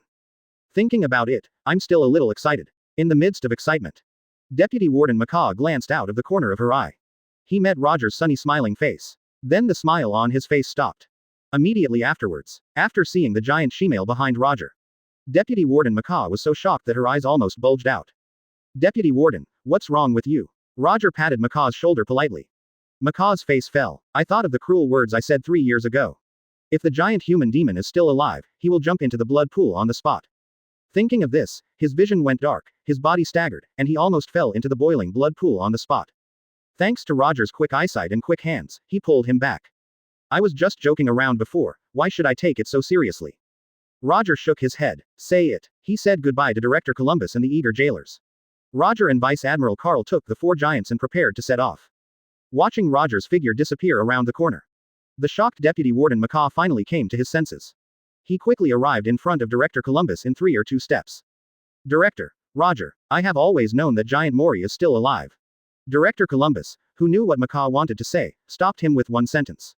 Have to. It turns out I was the only one who didn't know. All the time. I'm the clown myself. Deputy Warden Macaw's eyesight completely darkened and she pouted. Chapter 13 Shirayasha's Hockey and Majesty. Requesting flower reviews. Advertise here. The blue sea is boundless. A large marine warship is fully powered. Rushing towards the destination. Warship deck. The atmosphere is tense. 3 giant pirates who are quite honest in Impel Down. After seeing the light of day again, his temper became increasingly violent. The shackles that bound their bodies and spirits were no longer there. The resentment of 5 years of miserable life in Impel Down welled up in me. Coupled with the dissatisfaction with the alliance between the proud giants and Marine. They certainly didn't feel good about Marine who escorted them home. It has only been a short hour since we set sail. Situations occur frequently on warships. The grain knocked over by the giants piled up into a hill. Many sailors were swept away by the giant's power and injured. Even Rear Admiral Tia is. If it were another pirate. How dare you do that? Rear Admiral Tia had already killed him with a knife. But this time it's not possible, I have to endure it. The friendship between Marine and the Titans has just been established. The current relationship is still very fragile. Any unexpected situation may lead to the best possible outcome. Everything so far has been in vain. They must try their best to be kind to the giants. However, the more Marine tolerated it, the giants are getting more and more aggressive. It tastes terrible. This kind of disgusting food is not for human consumption at all. A giant shouted and knocked the food prepared by the sailors to the ground again. Giant. Rear Admiral Tia clenched her show fist. Her patience had reached its limit. I can't bear it anymore. No need to bear it anymore. Just before Rear Admiral Tia took action, a strong hand held down the long knife at her waist. At the same time, the moment before, he was facing the arrogant giants of Marine. At this moment, extreme fear and horror appeared on all faces. Let me do it. Roger smiled slightly. Now that we're on board, we can't do nothing. Besides, these giants have been under his supervision for the past 5 years. The wanton behavior at this moment was also due to his lack of discipline. Seeing the smile on Roger's face, Rear Admiral Tia was stunned, feeling at ease for no reason in her heart. She nodded softly. Roger stepped forward and crossed Rear Admiral Tia. Ta-ta, only Roger's footsteps echoed on the huge deck. The slight footsteps sounded like thunder in the ears of the giants. Every step feels like stepping on their hearts. Roger picked up a large piece of meat. Bend your knees slightly. The figure suddenly shot up. Using the big flesh and bone as a sword, he pierced the giant's mouth fiercely. Boom. The giant's head slammed onto the deck. The sea made a big wave for it. Do you think no one can care about you once you reach the sea? Do you think you can go back to Elbaf and do whatever you want? Don't get carried away, giant. Roger stopped drinking majestically. The power of the tyrant burst out. I'm really sorry, Chief Warden Roger. The two giants sat upright and apologized loudly in fear. He started to wolf down the food that they knocked over on the deck. Mori, the last giant and human being, just looked at Roger with a complicated expression. I thought Roger was going to use the warden's authority to send him out. I never imagined that I would be hitching a ride. He could have been free. In this case, his efforts in the past 5 years are nothing. Flat White hits worker. He seemed to be aware of Mori's resentful gaze. Roger turned his head and smiled slightly. After you get out, be a good person. Otherwise, I will appear in front of you again at any time, do you understand? Roger said. Yes, I understand. This time, all the giants responded loudly. Giants are causing trouble. With Roger's few words, it was easily solved. This scene. He stared blankly at the sailors on the deck. Good, amazing. This is the majesty of the Impel Down Warden. This is Shirayasha's hockey. Obviously they are not older than us, but. Sure enough, Warden Roger is a great person. Shocked exclamations came one after another from the sailors. The eyes that looked at Roger gradually filled with awe and admiration. Roger, it's all thanks to you this time. Rear Admiral Tia handed over a fragrant silk scarf and nodded in thanks. Don't worry, these giants will cause trouble, and it's because I can't discipline them. Roger took the silk scarf, wiped the oil on his hands, and then turned around and left. Watching Roger walk away, Rear Admiral Tia pursed her red lips slightly, with a complicated expression on her face. In the end, it all turned into a sigh. After truly seeing the hockey and majesty of Shirayasha, the dissatisfaction in her heart completely disappeared. She knew that Carl Vice Admiral was not exaggerating. There are indeed monsters in this world who are superior to geniuses. The second deck of the warship. Enthusiastic Carl Vice Admiral leans on the railing of the boat, listening to the discussion of the sailors on the ship. The smile on the old face is as bright as a flower. He knew that taking Roger with him this time was the right decision. Not only does he have the cold aura of a warden, but he also possesses the majesty of a tyrant. Sure enough, he is the man who can shoulder Marine's future. Only, Vice Admiral Carl's face was full of emotion, and then he sighed softly.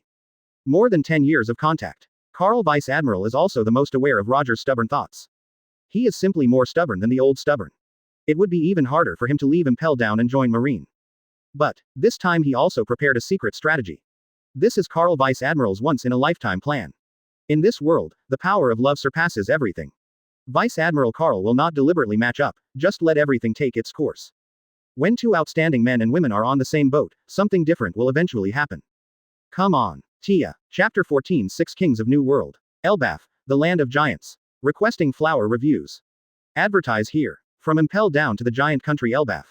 Estimated arrival time is 1 month. There were no surprises along the way. Carl Vice Admiral and his sailors are frequent visitors to the sea. Even the unusual weather in New World can't stop them. Plus Roger, the navigation master, gives guidance from time to time. Most of the time, the unusual weather has not started yet. They have completed defense and avoidance. Roger's casual display of navigation skills. Vice Admiral Carl's eyes lit up again. Rear Admiral Tia was even more curious about Roger. Certainly, this curiosity is not an emotion between men and women. Tia Rear Admiral is just curious. Roger has been at Impel Down for 20 years. Why did the rookie, who went to sea for the first time, have such superb navigation skills? About this question, Vice Admiral Carl directly used a genius sentence to silence Tia Rear Admiral. New World except for the strange natural disasters. Man-made disasters are also inevitable, even if it is not the era of great pirates 100 years later. The New World of this era is still chaotic, with heroes rising together.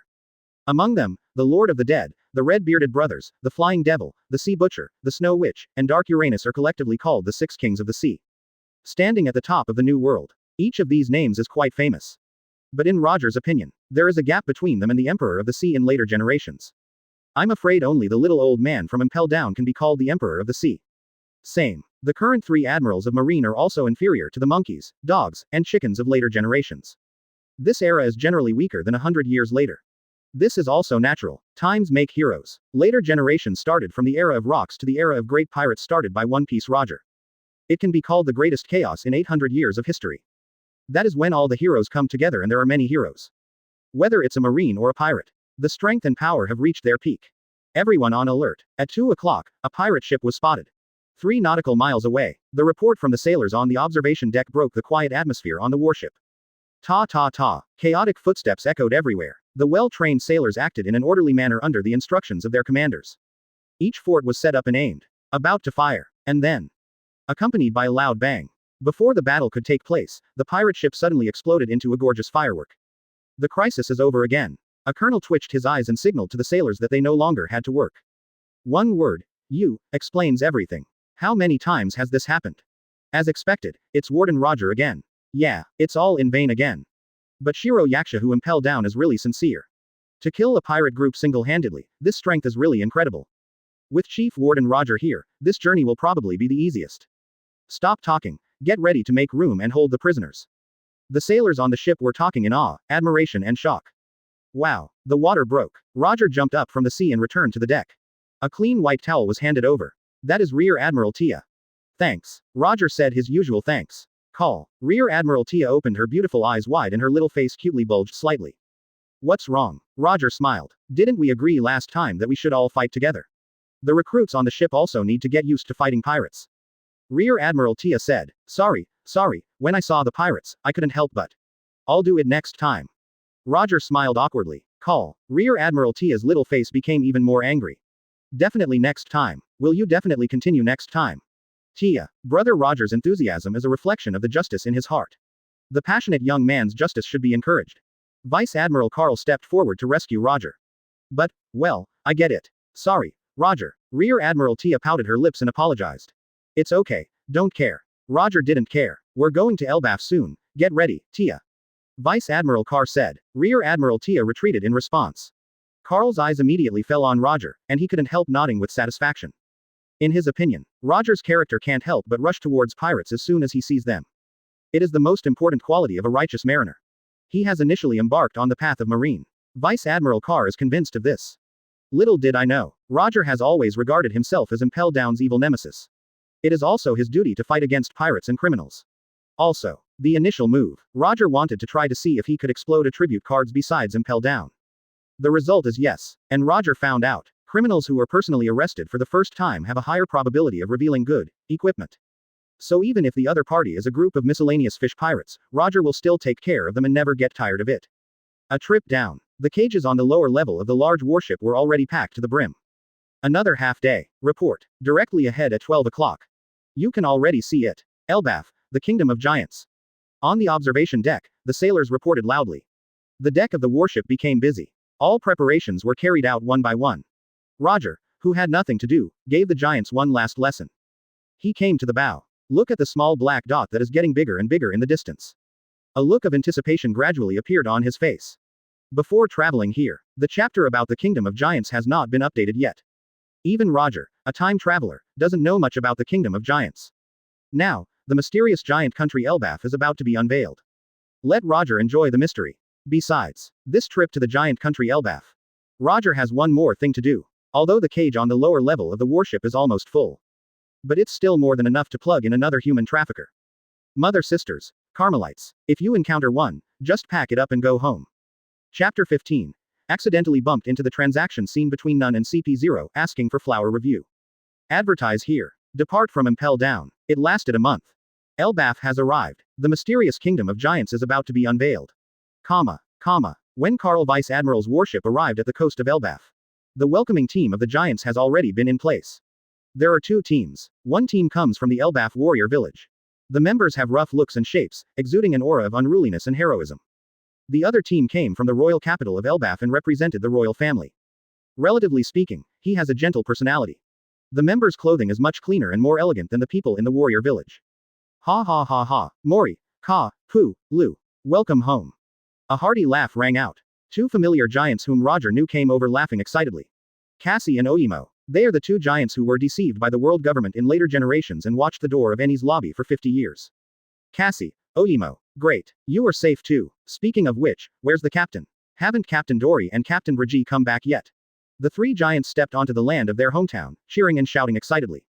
Leave those two idiots Dory and Raji alone. A majestic old man roared. Two are over 300 years old. An old man with a long white beard reaching the ground strode forward.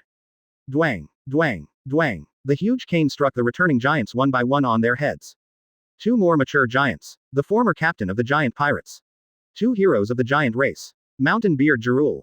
Waterfall Beard Jorel. To be caught by Marine, you are so worthless. We have lost the face of our giant pirate group.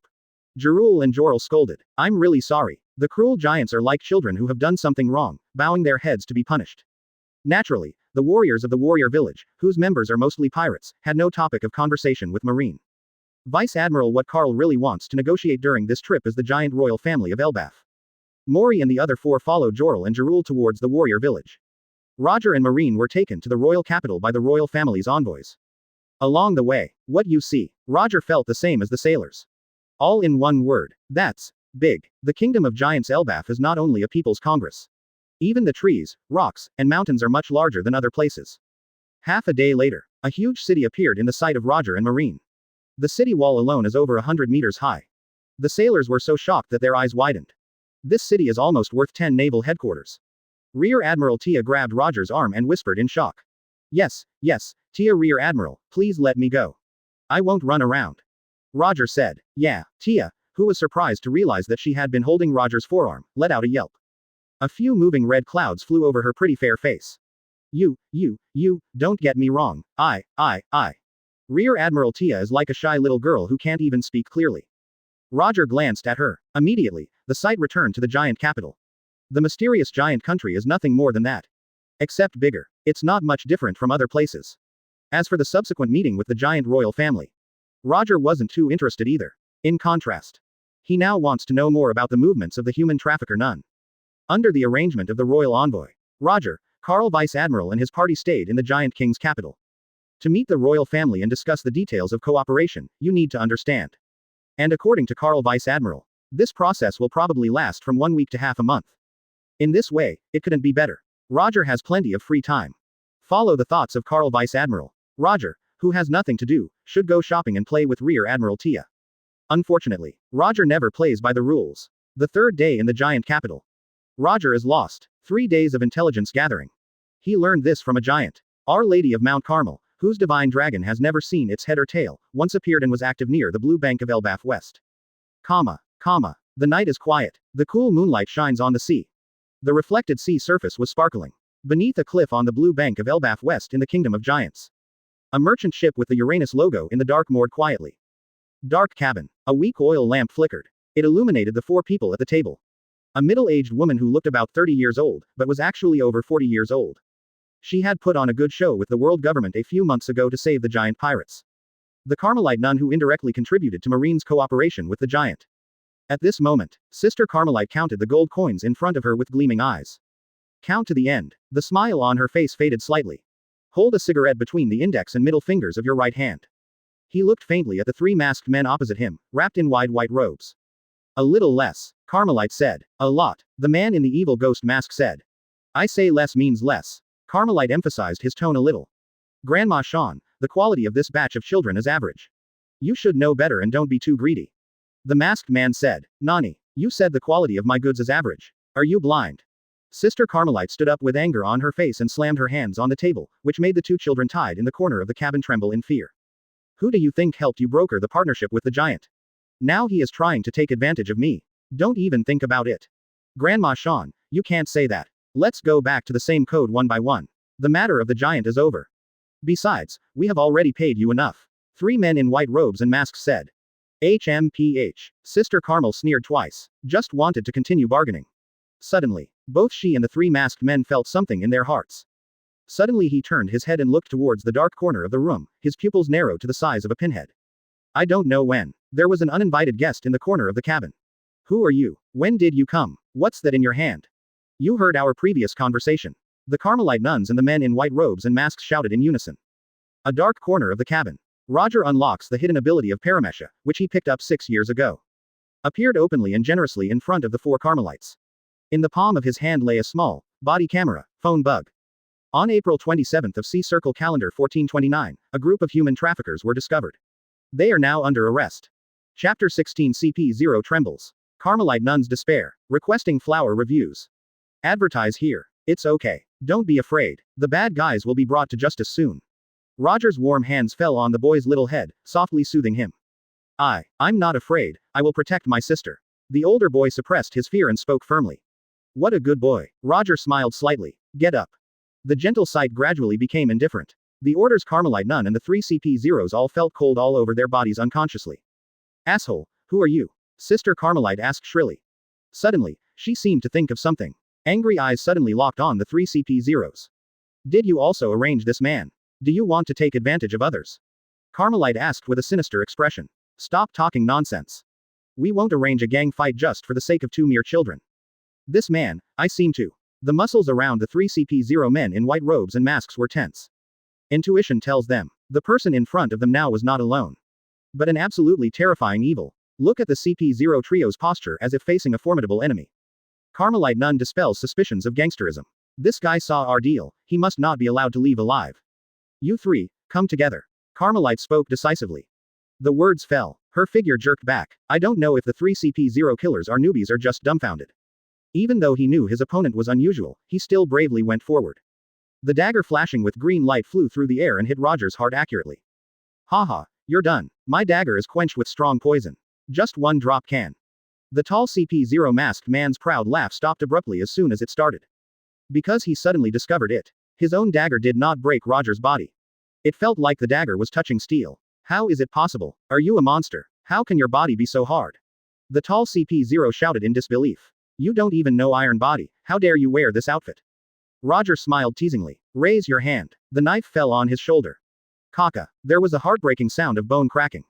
The tall CP0's shoulders collapsed completely. He fell down without even a groan. Take my move. CP0, who was wearing a ghost mask, took out a huge mace from under his white robe. With a huge force, it hit Roger in the face. It's so powerful that it can easily blow someone's head off. Facing the CP0 killer's powerful blow, Roger just stretched out a finger. Finger pistol. A little black light appears. The huge mace made an overwhelming clicking sound. Countless dense cracks spread, finally exploded with a bang. Countless pieces of debris battered the merchant ship with holes. Ah, screaming. The evil ghost mask CP0 vomited blood and flew backwards under the impact of the aftermath. Monster. I remember, you are Shiro Yakusha who Impel Down. The face of the last CP0 mask showed extreme horror and disbelief. Who? Roger's eyes narrowed slightly. Misunderstanding. This is all a misunderstanding. Impel Down. I am from the World Government CP organization, and we are friendly forces. Friendly forces. The last CP0 waved his hands repeatedly and did not hesitate to show his identity. Roger's feet hit the ground 36 times in an instant. The figure disappeared in an instant. Qualifying again as already behind the CP0 killer. How could the world government be involved in human trafficking? Even if it has to make up lies, it should be somewhat decent. Roger spoke righteously, expressing absolute trust in the world government. No. Boom. The last CP0 was seriously injured and unconscious. The cool moonlight fell. Roger stepped on the air and walked on the air. His observation hockey is always locked on Sister Carmelite. She will never let him slip away. What the hell? What the hell? What the hell? Who is that kid? He's just a kid. Why do you think he's scarier than the 6 kings of the sea? We can't stay in this place for a moment longer. I hope those 3 idiots from world government can hold on for a little longer. Sister Carmelite thought so, and her pace continued to quicken. Sudden, a great sense of crisis hit her. It's almost instinctive. Carmelite quickly stopped and retreated. The next second, a brilliant blue light illuminates the night sky. A huge tempest kick air blade spanning 100 meters fell from the sky.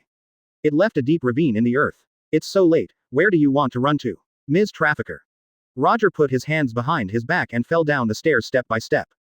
The godlike posture frightened Carmelo and he fell to the ground unconsciously. Infinite panic and fear arose in my heart. Carmelite, raise your fingers to the sky. Thick thunderclouds quickly gathered. The rumble of thunder boomed across the sky. I am the messenger of heaven, you can't attack me, God will be angry. Carmelo took deep breaths and pretended to be calm. There was a teasing curve on Roger's lips, God will be angry.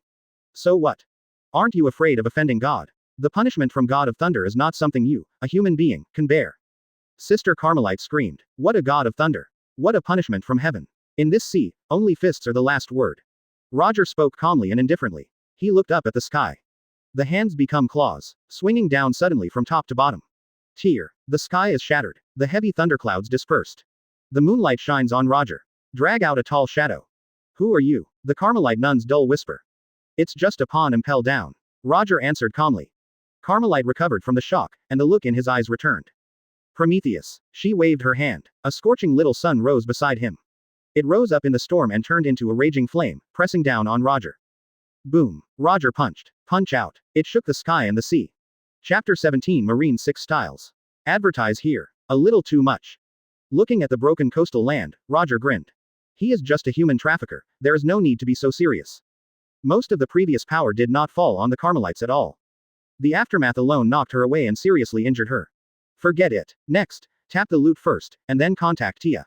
Roger nodded. His mind moved. The red legendary attribute card exploded by the defeated Sister Carmel melted into Roger's palm. As expected. Congratulations on getting Paramesh's Soul Fruit LV1. The ability to give a soul to any dead thing, thereby making it come alive. This is the Paramesh's Soul Fruit. The 4 Emperors Big Mom gained this ability in later generations. It can even give soul to the sea and ride on the waves. Speaking of Big Moms, Roger looked at the Carmelite nun. It is a certainty that human traffickers will enter Impel Down. Not surprisingly, I will spend the rest of my life in Impel Down. This way, Charlotte Linlin's soul fruit seems to have disappeared. In that case, let me take responsibility. 30 years later, let's go here again. Roger nodded, making a decision in his mind. Carrying the unconscious Carmelite nun. Roger returns to the boat on the coast. The CP0 trio also drops attribute cards. But they are of little use. Roger originally thought that he would be able to drop the attribute card of 6 styles. But think about it carefully. These 3 CP0s don't seem to know the 6th form. No, not just CP0. It seems that no one among the Marines has used the 6th form. Is it possible? Roger thought of a possibility. In this era, Marine 6 styles has not yet appeared. If it is like this, it seems that he has become the founder of 6 styles. Think of this. The look on Roger's face was wonderful and inexplicable. Past 10 years, Roger, who had never picked up a 6 styles attribute card, had nothing to do and thought about replicating Marine 6 styles. This way, it seems Marine 6 styles can be renamed Impel Down 6 styles. Sounds like a good idea. After Roger decided to go back, he would start practicing in a small area. As for the training ground, it will be on the 5.5th floor.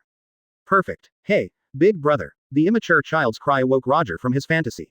What's wrong? Roger asked with a smile. Can we still go home? The little boy asked weakly. Okay, I'll go home tomorrow. Roger nodded affirmatively. He picked up the 2 brothers and sister one by one. Crack. The bonfire is roaring. Chunks of grilled sea beast are sizzling with oil. The young siblings couldn't help but swallow their saliva. Roger raised the knife and dropped it. Cut off the most delicious parts and passed them to the 2 children.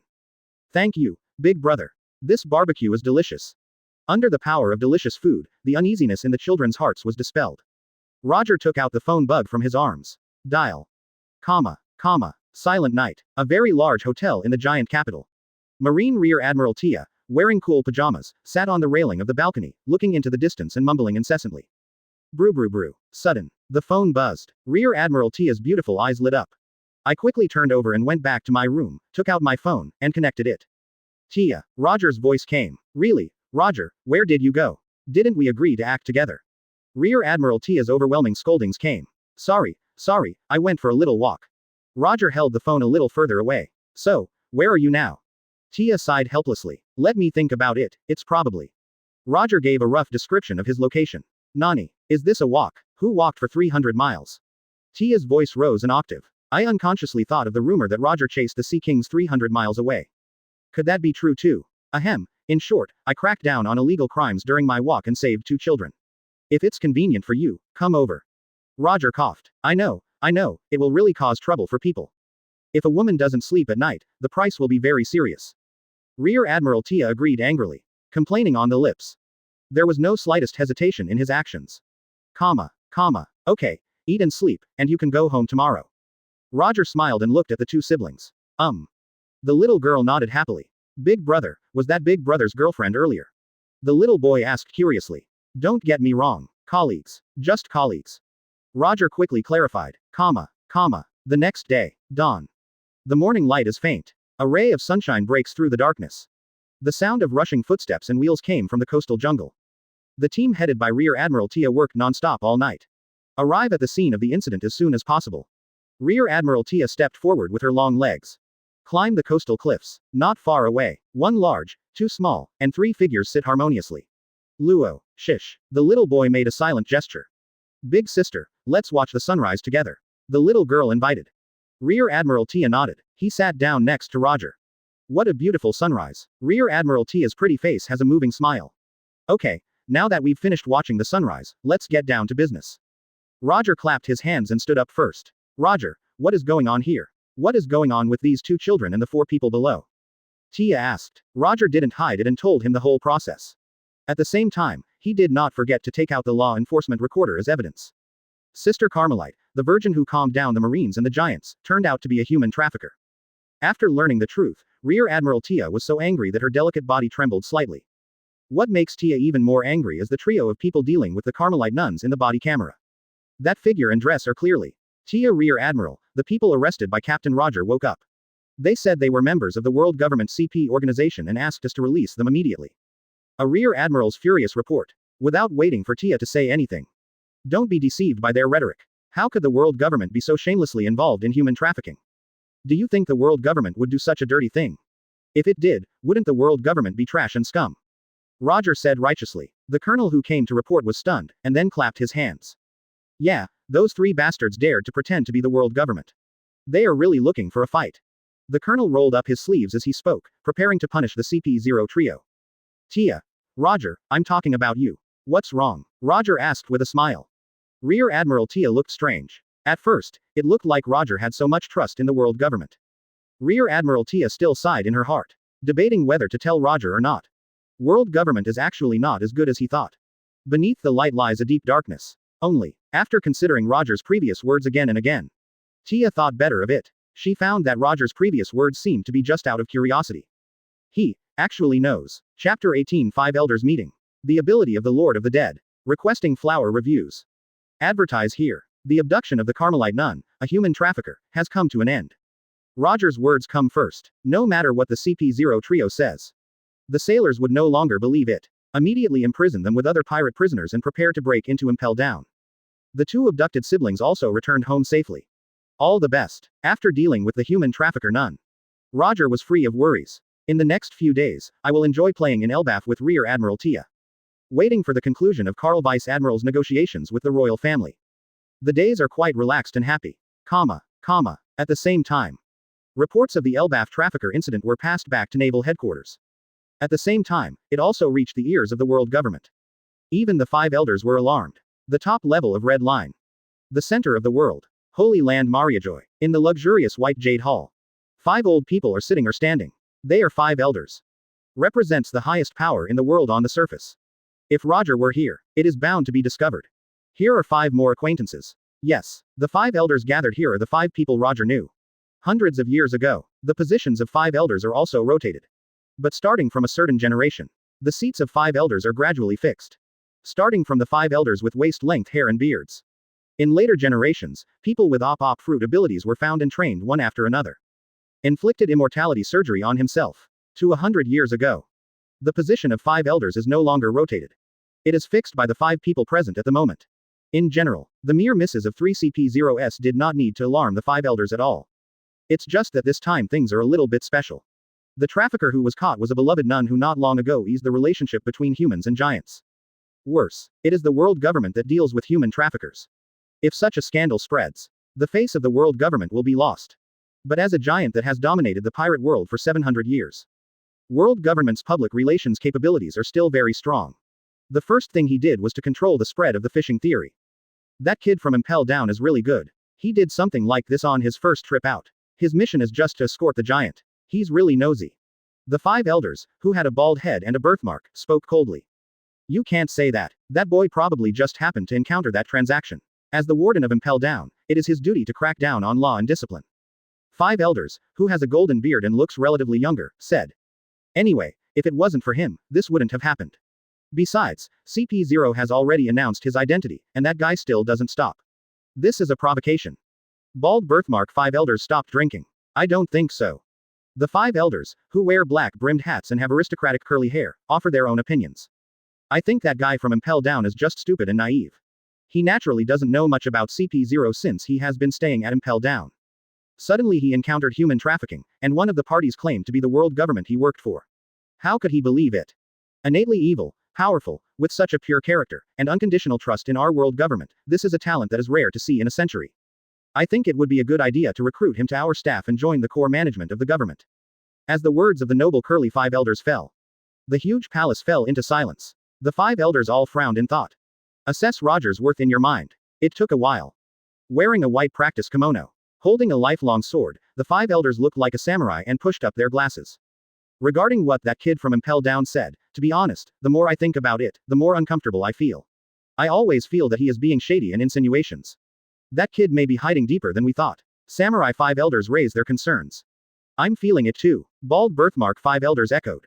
You are worrying too much. He is just an innocent and straightforward kid who has stayed in Impel Down for 25 years and is not familiar with the world. He is not an old monster. 5 elders with blonde hair and golden beard said. The world's highest powers, 5 in total. Now the 2 have different opinions. One person remained without comment. He was also the first 5 elders to undergo immortality surgery.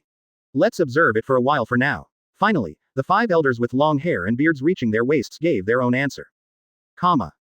The incident of human traffickers and nuns has gradually cooled down under the cover of the big hand called world government. In just a few days, not many people on the sea cared. However, not everyone is giving up. Because of the arrest of the Carmelite nuns. This era, a big force in this sea. The Lord of the Undead, one of the 6 kings, took action. A certain turbulent sea area in New World. A huge pirate ship like a small island sailed. The name of the ship is the terrifying Cobra. Belongs to Barbossa, Lord of the Dead. In the midst of a violent storm. Wearing a captain's hat, the ugly-looking captain of the undead pirates, Barbossa, stands at the top of the island ship. There was an inexplicable weird smile on his face. Ha ha ha ha ha, Carmel, I've told you before, you can't escape my grasp. When I rescue you from Marine, you will join my undead pirate group and become my woman. With your soul fruit ability, coupled with my ability, we will definitely form the strongest undead army. Barbossa, the captain of the undead pirates, laughed wildly. Chirp. A rotten-smelling circus monkey climbed up the mast onto Barbossa's shoulder and delivered a blood-stained invitation. Red light flashes. A man in a bloody cloak stood on top of the mast. You are the younger brother of Brother Redbeard. Barbossa narrowed his eyes slightly. Barbossa, if you want a woman, we can have as much as you want over there. Why should you be an old woman's licking dog and go to all the trouble to rescue her? In the end, you won't be able to get her. It's better to consider forming an alliance with us. Believe me, what we are planning now is the most luxurious feast in history. If we succeed, the whole world will fall into our hands. Derek, the vice captain of the Redbeard Pirates and master beast tamer, grinned. Ha ha ha ha, to be honest, I am somewhat interested in your plan, but... Barbossa, the captain of the undead pirates, changed the subject. If you want to talk about cooperation, wait until I save Sean Lau from the damn marine. My undead army, wake up. Fight for me. Whirring whirring. The wind howled. Ho ho ho ho. Ghosts cry and wolves howl. Withered and skinny zombie hands burst out of the ground, like a group of demons dancing wildly. Chapter 19 Night Attack. Paramesha Shadow Fruit Ability. Requesting flower reviews. Advertise here. It lasted 10 days. Marine, represented by veteran Vice Admiral Carl, has reached a preliminary cooperation agreement with the giant country Elbaf.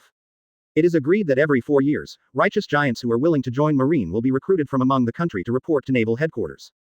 The trip to Elbaf ended successfully. He was welcomed by the giants of the royal capital. The warship sets sail and returns to naval headquarters. Another week has passed in the blink of an eye. The night is dark. On the vast sea, a large warship was speeding in a specific direction. On the deck, on the lookout. The sailors on duty held up their lookouts to alert all directions.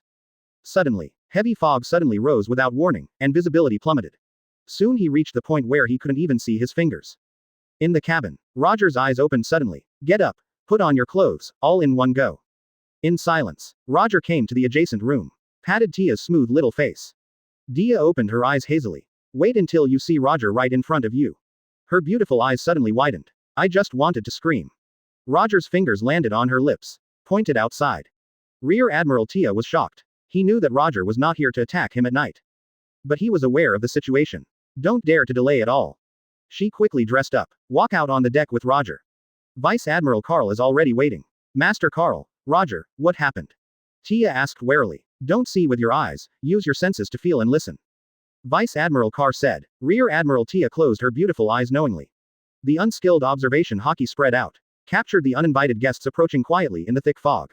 Almost within range, Vice Admiral Carl takes out the phone bug. Fire. The order was given. The next second. Bang bang bang bang bang. The sound of artillery fire continued. Dozens and hundreds of cannonballs were discharged from the chamber. Not many results were achieved. Only a few ships were hit sporadically. Originally, the first round of shelling was not intended to hit, but to break through the thick fog and gain a field of vision. Bang bang bang bang bang. A second bombardment followed before the thick fog spread again. Through the hole in the fog, he accurately hit the attacker's boat hidden in it. Almost every cannonball can find the point where it is going to hit. One boat after another sank. This is the strength of Marine's veteran Vice Admiral unit.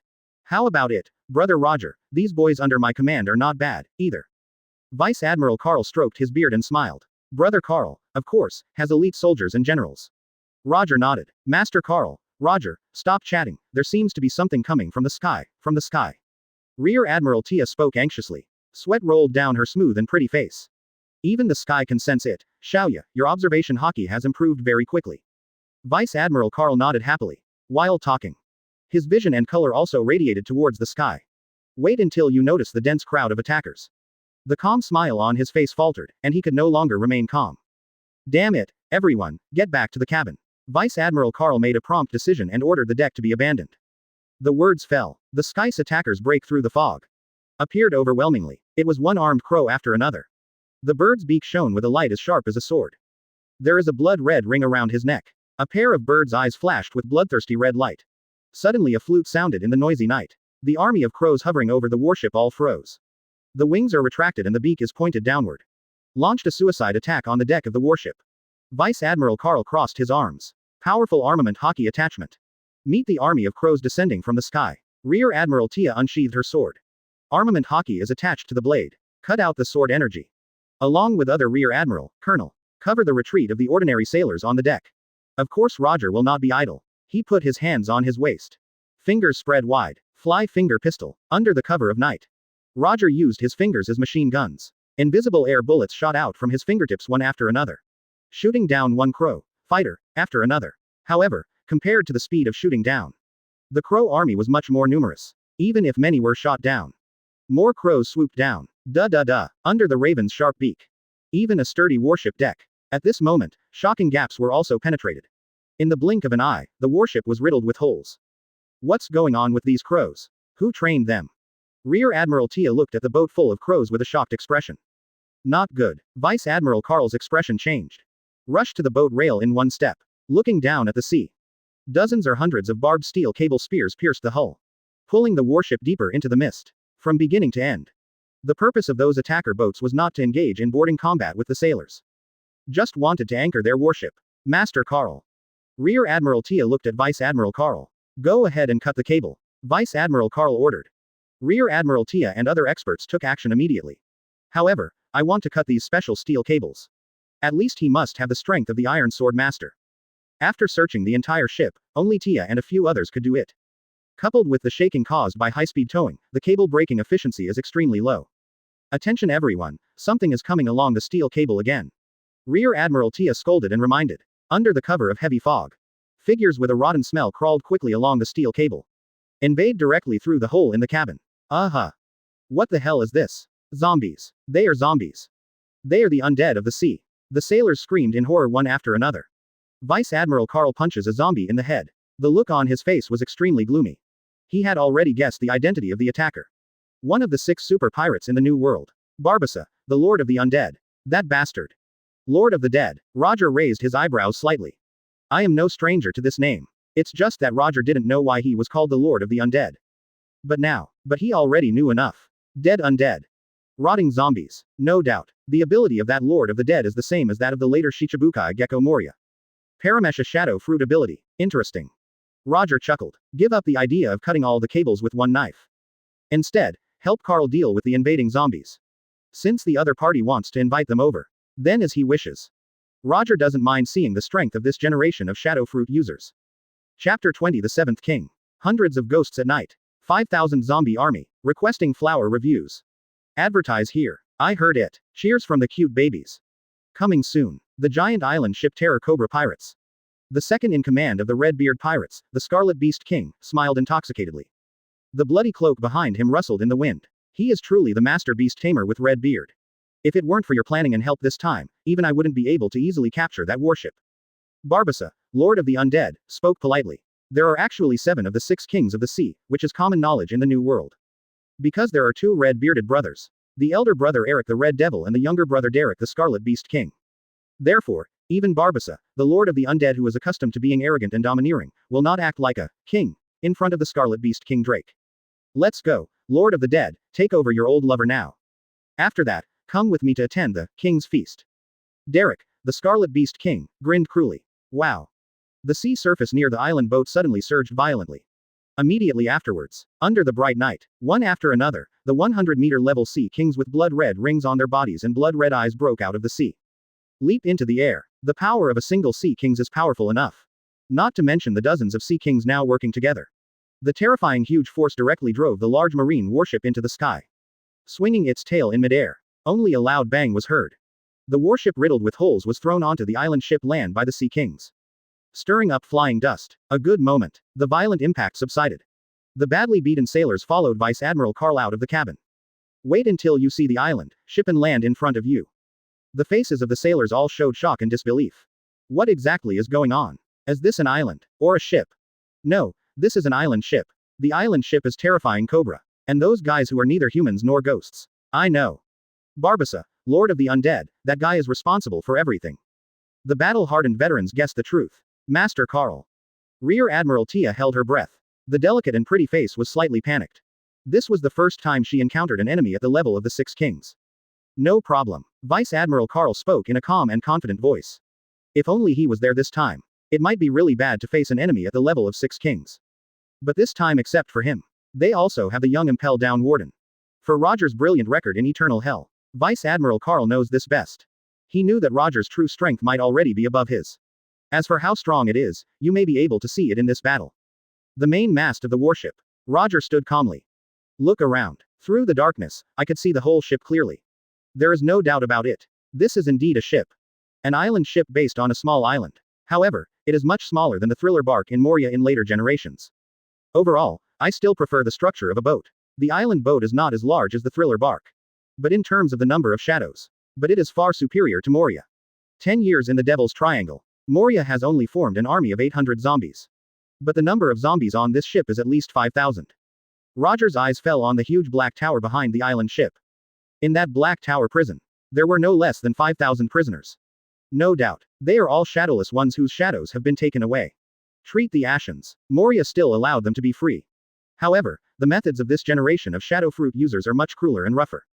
He directly treated all the Ashens as slaves and imprisoned them. Lord of the Undead, I hope you won't be like Moria. Otherwise, it would be too boring. Roger looked calmly 100 meters away. A sinister miasma surges. One is ugly. The man who looked like a demon from hell walked slowly. Except for the rotten monkey on his shoulder, there was no one following him around. He was once stabbed in the back by a friend, which turned him into the ghost he is now. He has decided not to trust his so-called partners anymore. The only ones he can use are shadow zombies that are 100% under his control. Welcome to Horrible Cobra, Marine Vice Admiral Carl. Barbossa performed a standard gentleman's courtesy. Like a host entertaining guests at a banquet. Barbossa, you bastard, is this the end of your life? Do you want me to invite you to sit down at Impel Down? Vice Admiral Carl scolded him unceremoniously. Bahahaha. Barbossa, who looked like a gentleman one second, showed his true nature as a pirate the next. If you want to send me to Impel Down, try it if you can. I'm afraid you don't have the ability. If it were you when you were young, I would still be afraid of you. Now, humph, you're just a veteran. Barbossa scoffed. He teased the monkey on his shoulder. Then the conversation changed. Don't be afraid, sailors, I am actually a good pirate who adheres to the principle of not killing.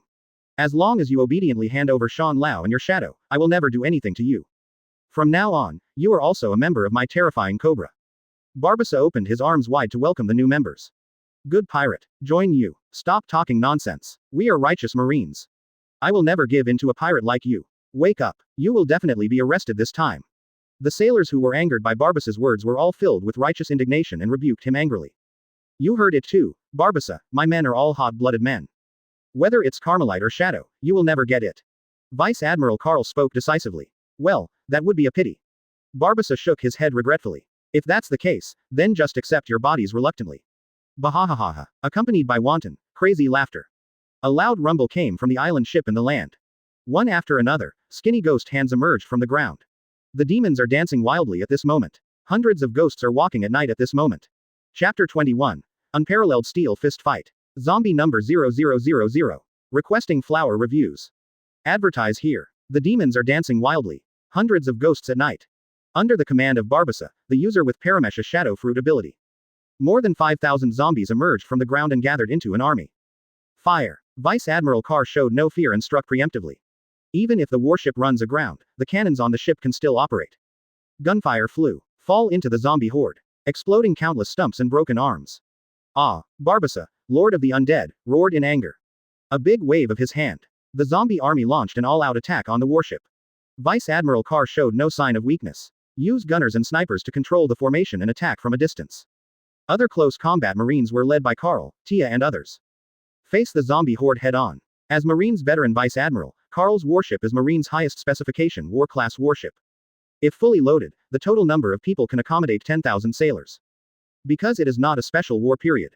It's just regular ordinary tasks, so it won't be fully loaded. The number of sailors on board is also the conventional 2,000. In terms of numbers, although less than half of the zombie army. But all of them are elite sailors from the headquarters. In contrast, the zombie army of Barbossa, Lord of the Undead. Apart from immortality, the others can only be said to be average. 2,000 versus 5,000. A large-scale legion battle begins. Roger, who saw such a spectacular war scene for the first time, couldn't help but be slightly shocked. A moment of emotion. The blood in Roger's body was also stirring. Then joined the battlefield. Kang. The sharp sword light shines in the night sky. Roger jumped from the mast of the warship. A falling silver blade. The great swordsman's terrifying sword energy storm spread and raged.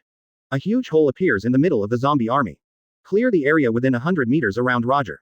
Hundreds of zombies disintegrated under the storm of sword energy. Warden Roger. Master Roger has taken action. As expected of Master Roger. The sailors shouted excitedly and excitedly. Driven by Roger's powerful blow, morale was high. What an unfathomable boy. Carl Vice Admiral has a bright smile on his old face. Too strong. Is this Roger's true strength? Rear Admiral Tia was also greatly shocked. There are actually experts. Who is that kid? He's not wearing a Marine uniform. Lord of the Undead Barbossa's pupils shrank suddenly. Sensing a threat from Roger. Even more dangerous than when facing Vice Admiral Carl. But quickly, Barbossa smiled again. Vice Admiral Carl has unexpected foreign aid. He also has powerful allies. Again, a mere brat, no matter how strong he is, can he be so powerful that he can dominate a war? Barbossa, Lord of the Undead, looked away from Roger. Instead, he relocked the onrushing Marine veteran Vice Admiral Carr. This is the opponent he is facing now. Roger raised the knife and dropped it. Bring up piles of zombie limbs. Even if it is immortal, it cannot be killed. The body was completely dismembered, and it was no different than death. This side compartment. Roger kills zombies like chopping vegetables and melons. The other side. The performance of the Marines was not bad either. The gunners fired shells one after another, causing limbs to fly everywhere. Rear Admiral Tia and other powerful people are like sharp knives, charging into the zombie army and becoming invincible. The less powerful sailors and snipers only have a bag of salt. Regarding the abilities of the 6 Kings of the Sea. Of course, Marine's side is not completely out of control. Lord of the Undead Barbossa's undead zombie hordes fear this weakness of salt cleansing. The sailors in our headquarters know this to some extent. What I didn't know before, I know now. Under the activity of the sailors. Being at a numerical disadvantage, they gradually gained the upper hand in the war. Barbossa, the Lord of the Undead, looked increasingly gloomy during this unfolding order. At this time, a great sense of crisis came. I don't know when. Vice Admiral Carl had already gone straight in, killed through the zombie army, and reached the rear where Barbossa was. Steel fist. Iron armor. Old Carl clenched his right fist. The arm muscles bulged like a horned dragon. The powerful armament hockey entwines and flows like water. In the midst of loud shouts, Old Carl gave a powerful punch. A blinding white light exploded. The Lord of the Undead, Barbossa, was caught off guard and spun upside down under Old Carl's punch. It landed heavily 100 meters away, causing the ground to crack. Tisk, tisk, this punch from Brother Carl is not bad. Roger clicked his tongue in admiration. This was the first time he saw Vice Admiral Carl take action. Do you need to say this? That's Master Carl. Rear Admiral Tia, who was not far away, took over the conversation. Steel fist unmatched. Shinso Orlando, Lord Carl is one of the marine legends of the same era as Marshal Orlando. When I was young, the pirates were frightened by Mr. Carl's steel fists.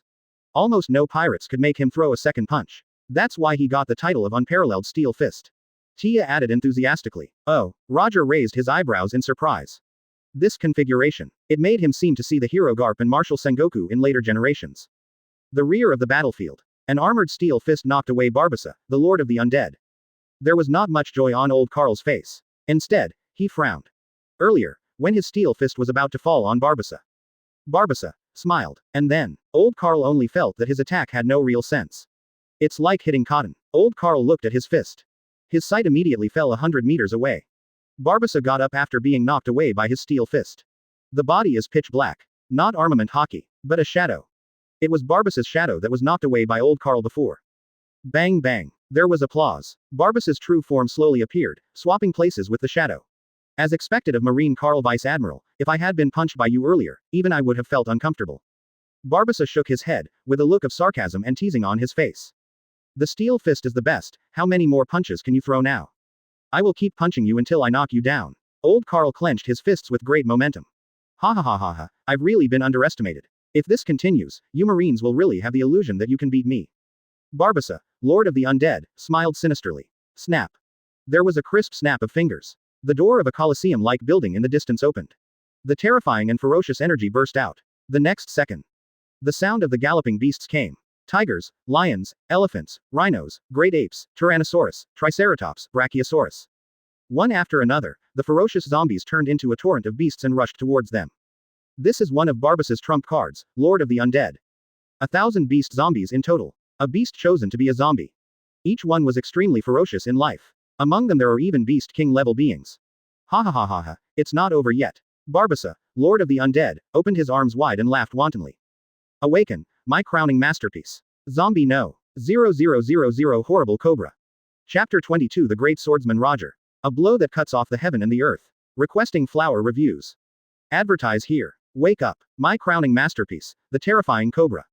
Barbossa, the Lord of the Undead, looked up to the sky and roared. The dark shadow mage jumped up. Land on the huge snake head statue standing in the center of the island ship. The shadow melted like running water and disappeared into the statue. Rumble, rumble, a violent roar shook the island ship. The stone skin peeling off the surface of the giant snake head statue. The true form of Titanoboa is revealed. This is the corpse of the most powerful upgraded creature collected by Barbossa, Lord of the Undead, from a huge sky island. Treated with special anti-corrosion and solid technology. Finally blending into his own shadow. What was created was the strongest zombie beast no. 0000. Iron Titan Boa, the Terror Cobra. Bahahaha. Along with the laughter of Barbossa, the Lord of the Undead. The island ship and the earth continue to crack. The huge body of the Iron Titan Python, which is hundreds of meters long, is fully revealed. Barbossa himself was led by the snake's tail. Enter the hollow snakehead's control room. With the arrival of Barbossa, Lord of the Undead. The hollow snake eyes of the steel Titan Python suddenly lit up with two strange red lights. Sha-la-la. The giant python looked up to the sky and roared. It's like he's really resurrected. The snake's tail swung, and the island ship exploded. Zombie soldiers and marine soldiers were defeated without distinction.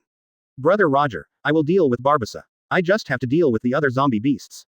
Vice Admiral Old Carl clenched his fists tightly and was wrapped in powerful high-level weapons. Don't worry, leave it to me, Brother Carl, and don't hold on for the sake of face. Roger nodded in agreement. I'm still far from being unable to fight.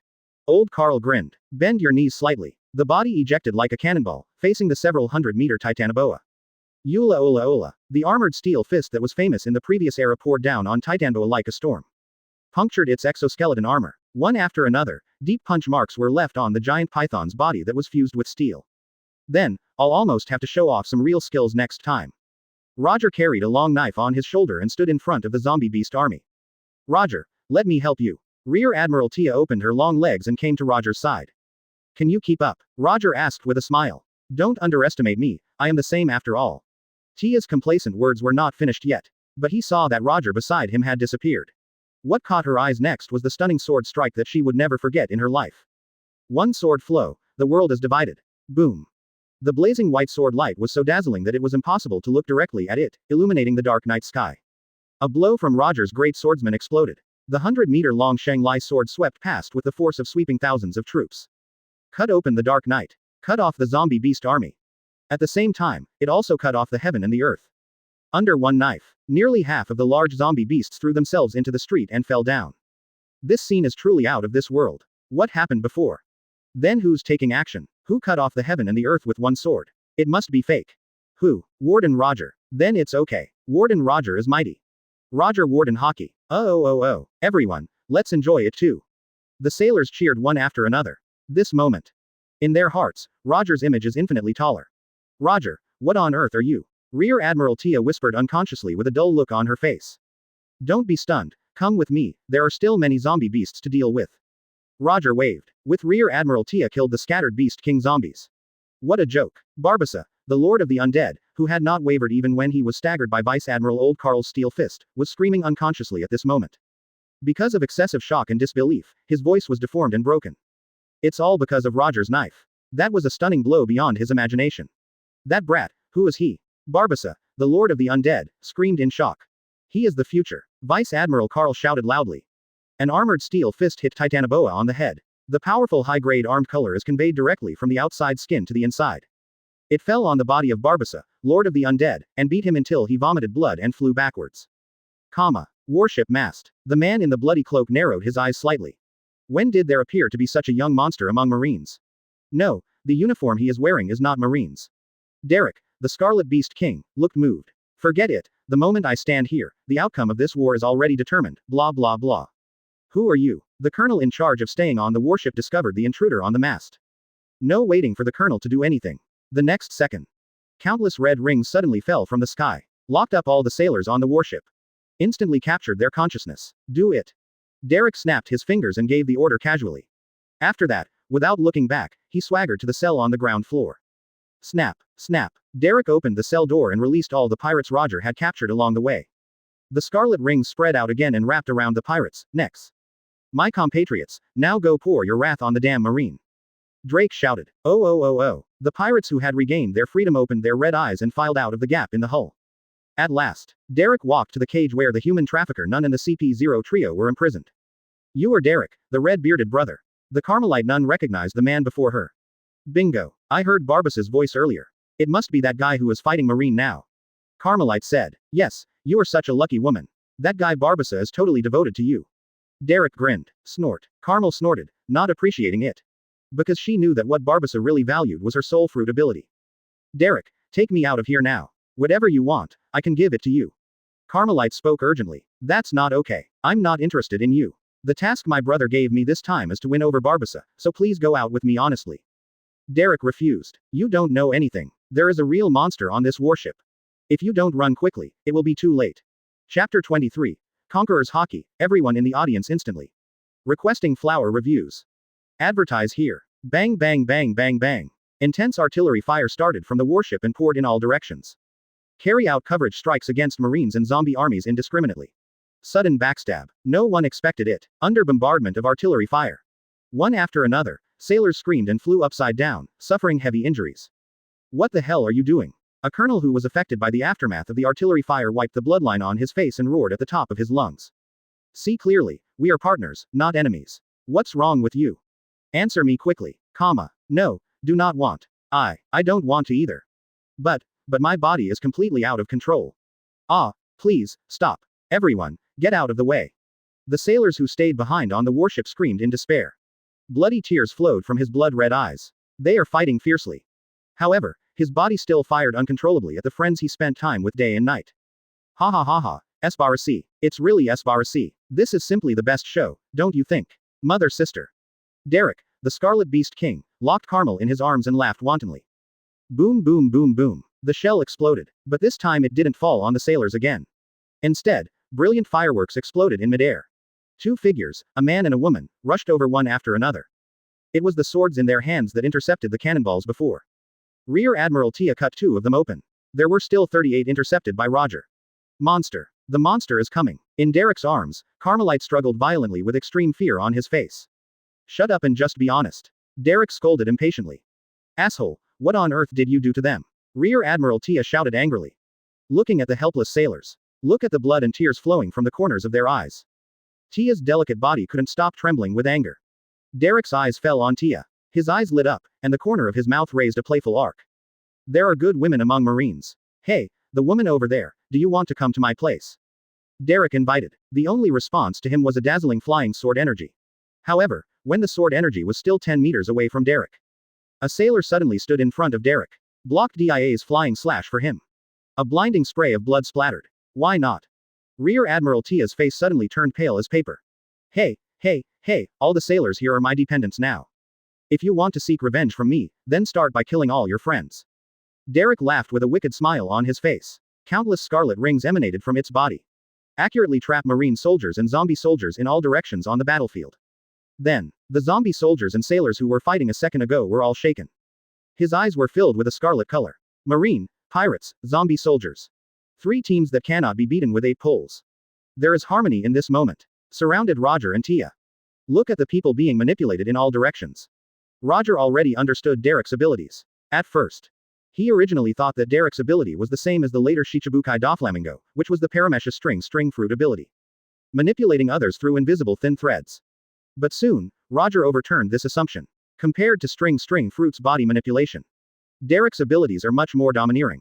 From the original Iron Build Crow army, to Sea Kings, to today's zombies, pirates and Marines have one thing in common. That's the red ring around their neck. Those red rings are the key to control. Derek's abilities are already emerging. Paramesha Pet Fruit ability. Anyone locked by the red ring will become his puppet. Compared with the trash fish of later generations, Derek is much stronger in developing pet fruit abilities. Hey, what's wrong, Marine, can't you attack your former partners? Derek laughed triumphantly. Roger said nothing and sheathed the knife. If you give up resistance, you will be the ones who die. Derek waved his hand. People and zombies controlled by pet fruits are approaching. A delicate hand grabbed the hem of Roger's clothes. Roger, I will clear a way for you. Please, kill that bastard. Rear Admiral Tia bit her red lips tightly and made this difficult decision. She planned to bear the blood of her companions on her own. Even if you are in front of your sailor buddies who get along day and night. She also wields a knife without hesitation. This is naturally an extremely painful and costly decision. Even if you can't help yourself, she will also carry the pain of hurting her partner throughout her life. Live in self-blame. But someone has to do this. Her or Roger. Naturally, Roger would not be unclear about what Tia meant. He said nothing. His right hand gently fell on Dia's cold little hand. Dia nodded slightly. Tears fell from the corners of his eyes. The corner of his mouth was forced to smile. Don't worry, I was already careless anyway. Don't wait for her to finish. Roger opened his arms. He embraced the girl in front of him. Leave everything to me. Roger whispered calmly. Invisible momentum surges. Conqueror's Haki, which had been suppressed before due to concerns about accidentally injuring friendly forces. At this moment, it poured out without reservation. Boom. The people who were fighting in front of Roger and Tia suddenly froze as they advanced. The weapons in their hands clattered to the ground.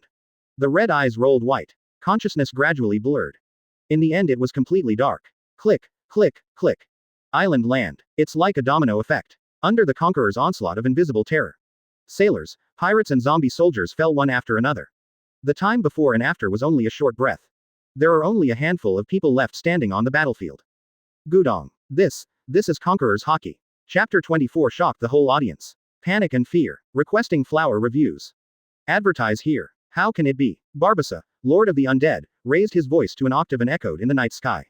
As this aura the Conqueror's Haki. How could you Marines have awakened conquerors? Impossible. Absolutely impossible. Barbassa shook his head in disbelief. 1 second ago, he was still ecstatic about Derek's ability to turn things around and turn enemies into friends. I just feel like I have a winning ticket. Just deal with old Carl yourself. You can definitely win this war. But the next moment, reality slapped him hard. No more worries about accidentally injuring friendly troops. Roger's powerful Conqueror's Haki, which had grown to a value of 7,200, exploded. In an instant, the chaotic battlefield was calmed. Whether it's a controlled marine or a pirate, or the zombie soldiers he created. More than 6,000 people fell to the ground unconscious in just one breath. What a shock. What a horror. At this moment, Barbossa, Lord of the Undead, is no longer as proud and arrogant as before. All he had in his heart was deep shock and fear. He suddenly realized that he seemed to have underestimated Roger too much. Roger is the most terrifying person on this warship. Ha ha ha ha. It's different from Barbossa's despair. Vice Admiral Carl was stunned for a short time after being shocked.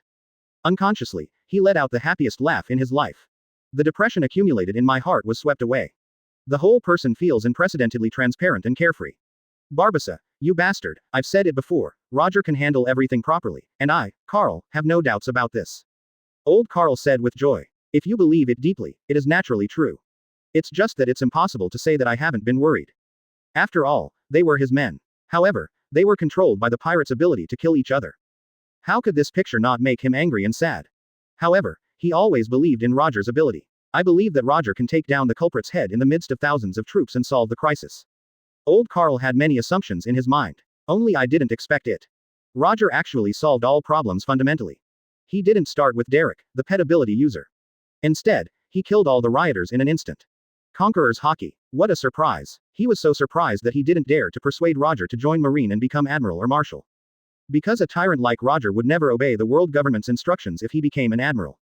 A violent conflict may break out between the two sides. In contrast, Impel Down, also one of the top 3 organizations, is much purer. There will also be far fewer entanglements with world government. Perhaps it would be best for Roger to continue to stay at Impel Down. Old Carl couldn't help but think to himself. Never mind. The most important thing at the moment is to deal with the enemies in front of you first. Old Carl clenched his blood-stained steel fist. Oiler, oiler, oiler. The armored steel fists fell like a violent storm.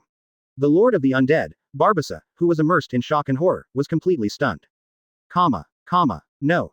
Impossible. You are just a lackey of the world government. How can you awaken Hockey, the king of millions of people? Fake, all fake. Warship deck. Paramesha pet fruit power user. Derek, the Crimson Beast King, loves to play with people's hearts and watch his friends kill each other the most. Falling into deep self-doubt at this moment. I've told you before, that boy is a monster. A real monster. Sister Carmelite spoke in mourning. His face was pale, without any color. Under the impact of Roger's full conquerors. She was doing her best just standing awake. Escape. She thought so. It's just that she alone would never be able to slip away from that man. It's okay. Ignoring the 2 Dereks who were immersed in panic and fear. Roger patted Rear Admiral Tia's smooth beautiful back with his big hand. Conquerors. Hockey. Rear Admiral Tia was also deeply shocked by Roger's performance of Hockey. This kind of power. Compared with worrying about my power, the real priority is Tia Rear Admiral, I think she won't forget it. Roger smiled. Dia's delicate body trembled and she came back to her senses. The expression on her face gradually became solemn and cold. His cold gaze locked on Derek who was not far away. You can't hide the look in your eyes that you want to kill someone. Under the gaze of Rear Admiral Tia's cold eyes, Derek, the Scarlet Beast King, was shocked and recovered from the shock. Look around. Except for the Carmelites. No one anymore. An unprecedented panic struck him. The younger brother of the famous red-bearded brothers in the New World. The Scarlet Beast King who makes countless people fear him. His strongest tool is the control ability of the Paramesha pet fruit. No more pet fruit abilities. His own strength is not worth mentioning at all. Even Rear Admiral Tia can't defeat it. On weekdays, I rely on the ability of the pet fruit. He was always surrounded by cheers and crowds. There are a lot of thugs and human shields. Even facing an army, he has no fear. But now, the army he relied on was completely vulnerable to Roger and they all fell. How can he be the opponent of the Overlord when he is isolated and helpless? No, etc. Suddenly, Derek seemed to think of something. A bold idea came to mind. If there is no pet, then keep making pets. If he could enslave overlords like Roger, just do it. Derek raised his hand and pointed. Paramesha pet fruit ability, fully activated. Countless red pet halos covered the world. So what if you are the Conqueror's awakened one? Become my slave. Derek's raised hands fell down brazenly. The next second, a halo of light fell on Roger and Tia. Roger. Rear Admiral Tia held her breath. Go ahead, Tia, I'll make a way for you. Roger smiled slightly. Return Tia's previous words to her. Rear Admiral Tia took a deep breath and nodded heavily. Despair. She tapped her feet lightly on the ground. Ignoring the halo of control that filled the sky. Derek was the only one whose eyes and sights she had locked on. Hey, be my slave. Derek laughed maniacally. Boom. The world suddenly shook. Roger's right hand became a claw. Gently scratch at the sky. The next second, the shocking scene happened again. The menacing halo of control suddenly solidified. Then it shattered under the impact of some absolute force. It turned into countless red light spots and fell slowly. How can it be? Derek was stunned to the point of being stunned. Asshole, this is everyone's fault. Rear Admiral Tia shouted with all her strength. Swinging the sword with both hands, he struck out his strongest blow. Derek, who had consumed a lot of energy and was unable to even dodge due to excessive use of his abilities. He just passively accepted Rear Admiral Tia's angry thunder blow. Poof. Blood splattered. Chapter 25 Lord of the Undead, Die. Admiral. Griffin. Requesting flower reviews. Advertise here. Ah. The screams echoed in the silent night sky. Not long ago, Derek, the Crimson Beast King, was playing with people's hearts and being arrogant. At this moment, he was like a worm, wriggling and rolling on the ground in pain. Only you, a scumbag, are absolutely unforgivable. Rear Admiral Tia's eyes were cold and stern, full of killing intent. No. No, you can't kill me. My brother is the famous Redbeard. Derek, who sensed the intense murderous intent coming from Rear Admiral Tia, shook his head in fear. Redbeard, haha, if you really have the ability, just ask him to come Impel Down and save you. Roger smiled. Roger. Rear Admiral Tia looked at Roger aggrievedly. Be good, don't get your hands dirty. It's too cheap to kill a scum like him with just one blow. Leave it to me and bring Impel Down back, I will entertain him well. Roger touched Rear Admiral Tia's little head. Well, okay then. Rear Admiral Tia whimpered and did not insist anymore. Derek felt relieved knowing that he survived. It didn't take long for him to relax. Suddenly, he seemed to have thought of something. Impel Down. Deep sea prison Impel Down. Who are you?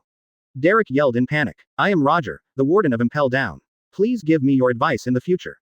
Roger smiled. The smile is warm. However, it looked like December ice in Derek's eyes. Although he has never been into Impel Down. But I know a lot about the legend of the deep sea prison. That's hell. The man in front of me is the warden of Impel Down. So for him, it's a hell of a hell out there. His intuition told him. It would have been much luckier if he had died here before. Once in Impel Down, his life would be worse than death. No. No, I don't want to go in. Impel Down, Barbassa, save me. Derek cried and screamed for help. The next second. His plea for help really came true. Only a loud bang was heard. A figure flew hundreds of meters. A large crater with a radius of 100 meters was made on the land of the island ship. Lying in the center of the pit was Barbassa, the Lord of the Undead, who was covered in blood and looked like a dead dog. Among the 6 kings of the sea in the new century, Barbassa's own hard power is at the bottom. He's the same as Derek. They all rely on their own abilities to form an army. One-on-one. Not one at all, not to mention that Barbassa faced a veteran Marine legend of the same era as Marshal Orlando this time. Although Carl Sr. was a Vice Admiral, in his youth, he is actually qualified and capable to become a Marine Admiral. Just for some reason, it ended up being nothing. Even so old. It is not something that a mere Lord of the Undead who relies on his abilities can defeat. When his zombie army was wiped out by Roger's conquerors, his end is already determined. That's it. Roger glanced at Barbassa. As this generation's Shadow Fruit ability user, Roger was originally looking forward to the ultimate move of the Shadow Fruit, Shadow Gathering Ground. But looking at Barbassa's current appearance, it is obviously impossible for him to repeat sit-ups like the Straw Hats of later generations. Master Carl. Rear Admiral Tia quickly stepped forward. Facing Vice Admiral Carl with his head covered in blood. It's okay, I can still bear it. Vice Admiral Carl waved his hand, indicating not to worry. Xiaoya, go to the boat and take out all the first aid kits and treat everyone. Yes, Master Carl. Rear Admiral Tia quickly acted. Of course Roger won't be idle either. Picked up properties in Impel Down for 25 years. Roger's medical skills have also reached the master level. Now it can finally come in handy. Roger, why do you know everything? Seeing Roger's treatment method, which was more proficient than the ship's doctor, Rear Admiral Tia was once again shocked. I know a little bit about it, I learned some at Impel Down. Roger smiled. Vice Admiral Carl, he knows a little bit about it. Clearly more professional than professional. Worked most of the night. The injuries of the sailors are basically stable and their lives are out of danger. The less injured sailors began to clean up the battlefield, arresting and imprisoning the pirates again. After finishing his treatment, Roger grabbed all the attribute cards dropped on the battlefield. No special surprises. The only 2 slightly outstanding ones are the 2 fruit ability cards. But Roger didn't plan to spend much time on these 2 abilities. If there are extra free attribute points in the future. Instead, you can consider upgrading the shadow fruit by 1 or 2 levels. The shadow gathering move is a little bit interesting. Hey, why don't you rest? An energetic voice came. A pair of eye-catching long legs caught Roger's eye first. Legs are enough to identify people. I have contacted the headquarters before, and reinforcements should arrive tomorrow. Rear Admiral Tia said. Roger responded casually. Admiral will come tomorrow. Tia sat down directly next to Roger. Roger still didn't seem to care. The atmosphere in the venue was slightly awkward. A long while. Rear Admiral Tia took a deep breath. Well, Roger, I have a question. Ask. Do you think I'm cold? That's it. Tia spoke nervously, looking at Roger with her beautiful eyes unblinking. Roger knew what she meant. Without hesitation, Roger immediately replied. No, under the circumstances, you made a decision so quickly. You are amazing. I don't hate it. In ordinary people's perception, if you don't hate it, you don't hate it. It's not the same as liking. However, in the cognition of love brain, I don't hate it, I just like it. Roger doesn't hate me, he likes me too. Rear Admiral Tia thought happily. One of the three major illusions in life occurred. Then he became bolder, tilted his head, and leaned on Roger's shoulder. It didn't take long for me to fall asleep. It was indeed tiring tonight. Roger looked a little strange, but he was not disturbed. Well, I don't know what's going on with brother Roger. Anyway, this girl Xiaoya is completely in trouble. Forget it, let the young man handle the young man's affairs by himself. Vice Admiral Old Carl touched his crew cut and smiled innocently. At the end of the night, dawn comes. Early morning. Rear Admiral Tia woke up early, her face slightly red. Run away as if running away. Roger stretched. He walked leisurely to the other side of the island that he had never been to before. Let's see if Barbassa, the Lord of the Undead, has anything good hidden. It took an hour. Wandered around. Not finding anything good, Roger felt a little disinterested. Just getting ready to go back. Suddenly, Roger glanced out of the corner of his eye. I saw a small black dot on the horizon. From far to near, the speed is extremely fast. Roger was shocked. Got a little interested. His eyes stared at the sky without blinking. Not long after, a small black dot on the horizon came to the sky near the island ship. Roger was finally able to see the whole thing, and his eyes suddenly lit up. This is a rare beast creature with 2 wings on its back and the body of a griffin. In Roger's perception, the precious beast in front of us is the legendary creature, the griffin. If you can subdue it and use it as a mount to fly back to Impel Down, it will be very cool. Roger thought. Take decisive action.